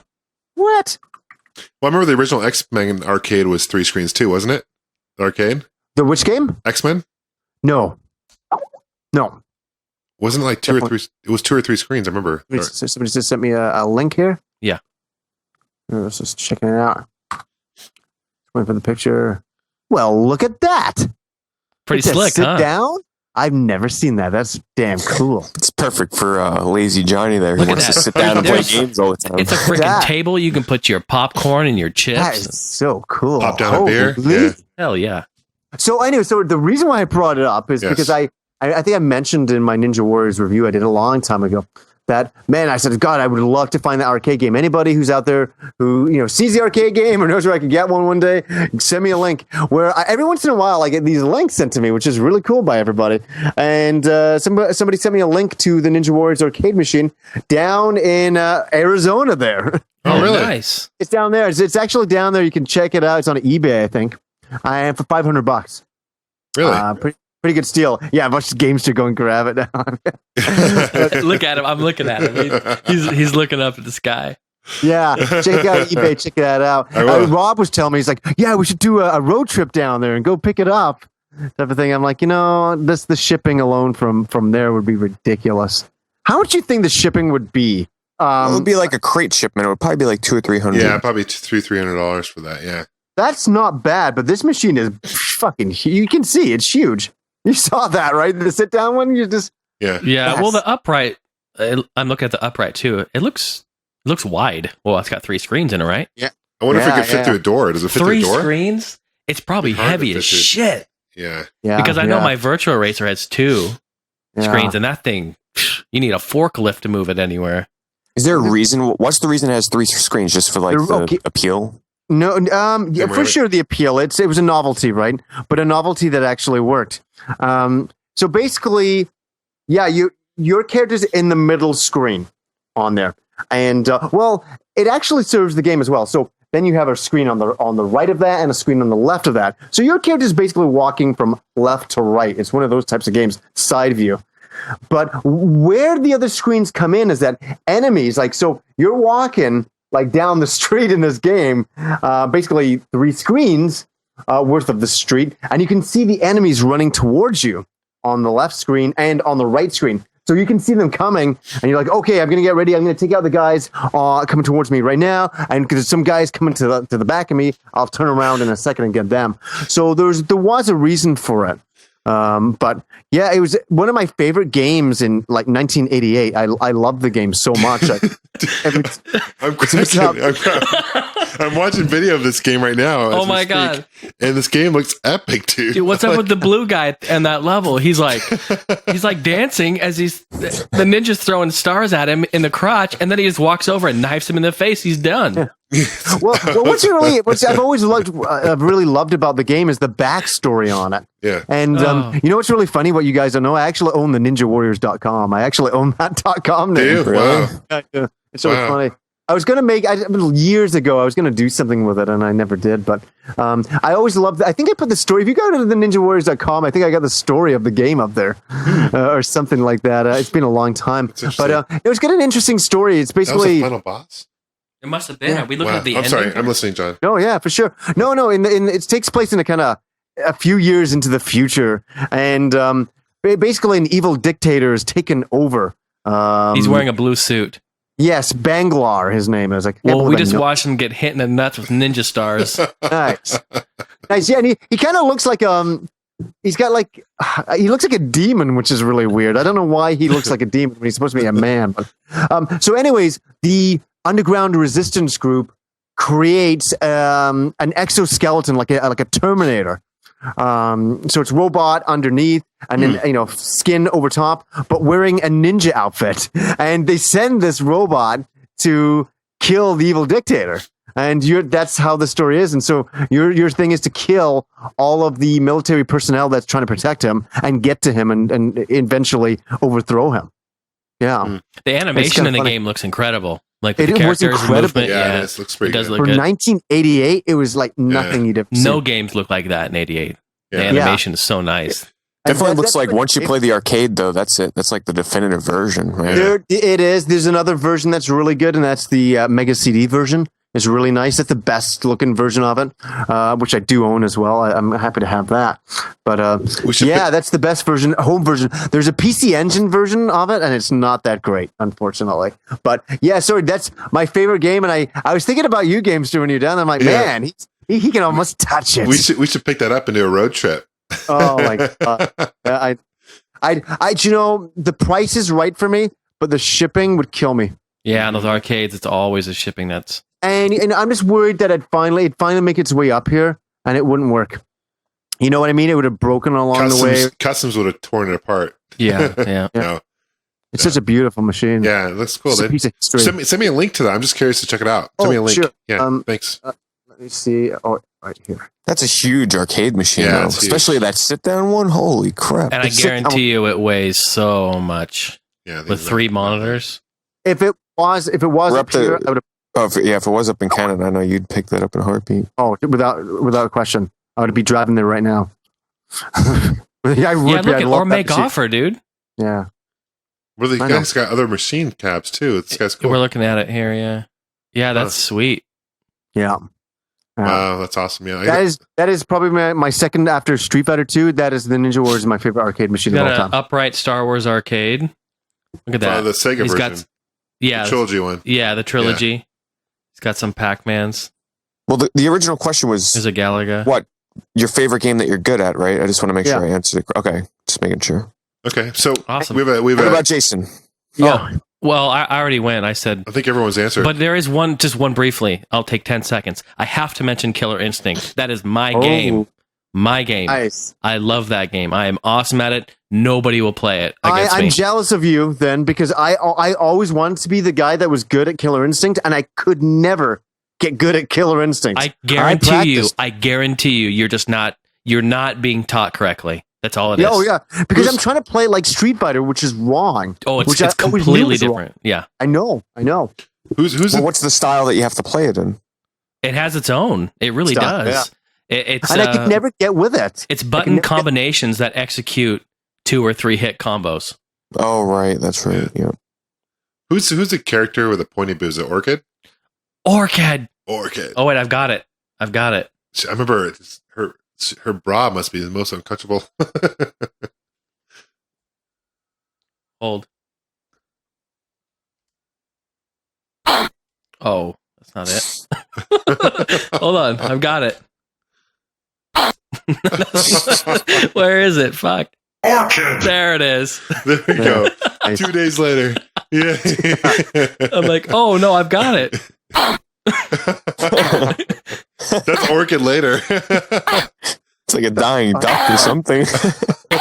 It's Dino Duck. No wonder Jason liked that game so much. What the hell? Oh, it's time for the whale. It's called Orchid having an orgasm. Just my girl. What up, girl? Orchid. All right, let's on to the text question now. We've got a text. Let's start wrapping this up. Who wants to read it? Pete, you got it there? Oh, crap, I lost it. Hold on. I'm trying to remember what the hell window I had it open. Just 1 second. You need to do the whale having sex with the orchid. Where's the whale sound?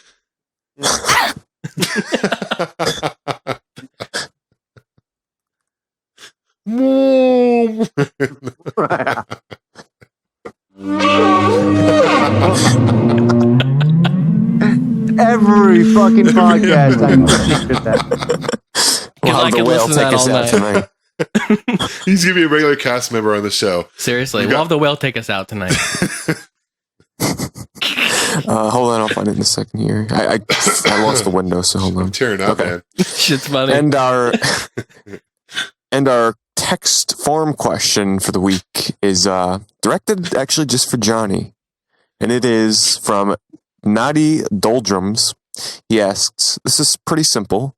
Just how many girlfriends has Happy Console Gamer had?" Is that boyfriends too? Oh, right. Yeah, there's another question here. It just came in from a Mr. Manqueef. He asked how many boyfriends do. Yeah, right. How many whales? How many whales have I had sex with? Probably about 45. You know what's funny? That's such a weird question. That's so unusual. it's funny. I had the same conversation with the girl I'm seeing currently right now, and she's like, "Well, how many people have you really kind of like gone out with?" And better make sure it's the same. You say the same thing you told her. Well, yeah, no, it is. And it's funny. It's like I obviously don't plan for things. I'll just say over 100. Oh Jesus! Oh shit, man, Mr. Pimp Daddy. God. Well, yeah. Applaud. Can we get applause? Yeah. We really should here. That's absolutely incredible. Oh wait. And I beat Dragon Quest IX as well. God. So here's a general rule of thumb though. When you ask someone, like if you ask a girl how many guys she's been with or dated, I guess it's two different questions, but you usually take her answer and you times it by 10, right? And then if you ask a guy how many girls that guy's been with, you take his answer and you divide it by 10. That's usually the general rule of thumb. I don't think. You know what? Like, I think these days people can be a lot more honest. Yeah. Like the girl I'm seeing, I'm like, I don't really care how many guys she's been with because it's like irrelevant. It's like we're hanging out now, we're having fun now. It's not really relevant to me. I'm not a jealous type of guy where I'm like, oh my god, what do you mean you've had sex with two men? You care. Past is past. But at the same time. For sure, right? Like, I don't really. Yeah, I've never really. I think some people lie about it. Like, I mean, like some girls may lie about it, but I don't think they'd really have to. I think anybody who's been with me feels comfortable enough to tell me because I don't care. Yeah. Well, it's cool you guys are on the level. I mean, you guys should be. It's cool you guys are on the level where you can be honest, and that's that's an important part of the relationship, right? Yeah. I mean, but for me, so I want to back up the question because it makes me sound kind of bad in a way, and I'm actually not so, but I've actually just gone out with a lot of people, and a lot of. What's that? It feels like we're on an episode of Maury or something. Dude, you know what? I know. I'm gonna propose something. We need to do a segment on the show called Love Talk or something. We just talk about relationship stuff. We need a Maury like a paternity I've test. had sex with one of those. I can say that. We'll have a paternity test. And I'll be all. You are the father. There's what he said, what she said, and what I said. And the verdict is in. I love Maury. I don't know why. It's gone on that way for a long time. I just dated a lot of people. I dated a lot of women. A lot of women. Okay. Yeah. The child belongs to the whale. Have any of you ever had sex with a whale? No. Well, I've had an ex-girlfriend who's ballooned into a whale. Does that count? Absolutely does. She wasn't a whale when I was dating her, but she's ballooned into one afterwards. Absolutely. So. Yeah. So we should do an entire episode on that kind of thing. Talking about relationship stuff because I think a lot of people want to know. People want to know what's going on. Yeah, I think we could help them out. Yeah, that's funny. Yeah, so hopefully that answers the question for that fine person. So send us all your personal questions for Johnny to answer on next week's episode of Love Talk with Johnny. Love Talk with Johnny. Yo, Gamster's got the opening voice for that podcast. Welcome to Love Talk with Johnny Millennium. Watch the questions come in now, eh? It's going to be so funny. Welcome to LOVE, your connection for love. Yes, Johnny, I have a question. I got a burning sensation. Is it in your anus area? That's me. The podcast is canceled. I guess I better find out how to put the explicit tag. Huh? Let's find out if the podcast is canceled. Yeah. It's not canceled. You're like Sonic Boom. I have nothing of those. Oh, goodness. End of the hype. Yeah, definitely. And on that note. Yeah. Well, thanks for joining us, everyone. Episode 15. All Gen Gamers. If you made it this far, congratulations. No. I love it at the end of our show. We always thank and congratulate our listeners. Thanks for making it this far. You guys are truly awesome. I just think it's nice that people would listen to all the way to the end. No, it's good stuff. Yeah. It's a long time. It's a long time. We do a lot of fun blabbering. Yeah, all the kids that listen with their parents, they're probably all tuned in right now. And did you see that comment in the forums, or it was somewhere I read? Some guy was like, "I was listening to it on the bus, and I had to turn it down or off because people were looking at me funny." I'm like, "Yes, yes, All Gen Gamers for the win!" All right. Well, I love you guys. So see you later. Go ahead, Johnny. Until next time, or whatever. What do you say? Oh, no, like somebody close the show up. I got to go back to my 100 girlfriends, so I can't be hanging around. No, all at the same time, right? One big orgy. No. That would be incredible. That'd be your That'd be favorite. fucking overkill. Let's get on with that. I'm like, that's just be ridiculous. Go back to your aquarium. But Bessie, I love you so much. It's matter what Willie. they say. His name's Willie. It's Free Willie. All right. All right, guys. Thanks. Episode, what are we on? 15, 1-5, big 1-5. The big 1-5. Thanks for listening. We're happy to help. You got your love questions? Send them in. Send in your love questions. If any of you have a problem with any of your love life out there, send me a personal question. I'll answer it on the next podcast. Oh, there you go. Please send an audio question. And we want women. We want females Dude, to let's send get them some in. females. Yeah, that's what I'm saying. Yeah. Who's going to be number 101? Well, no. Yeah. All right. And that's a wrap.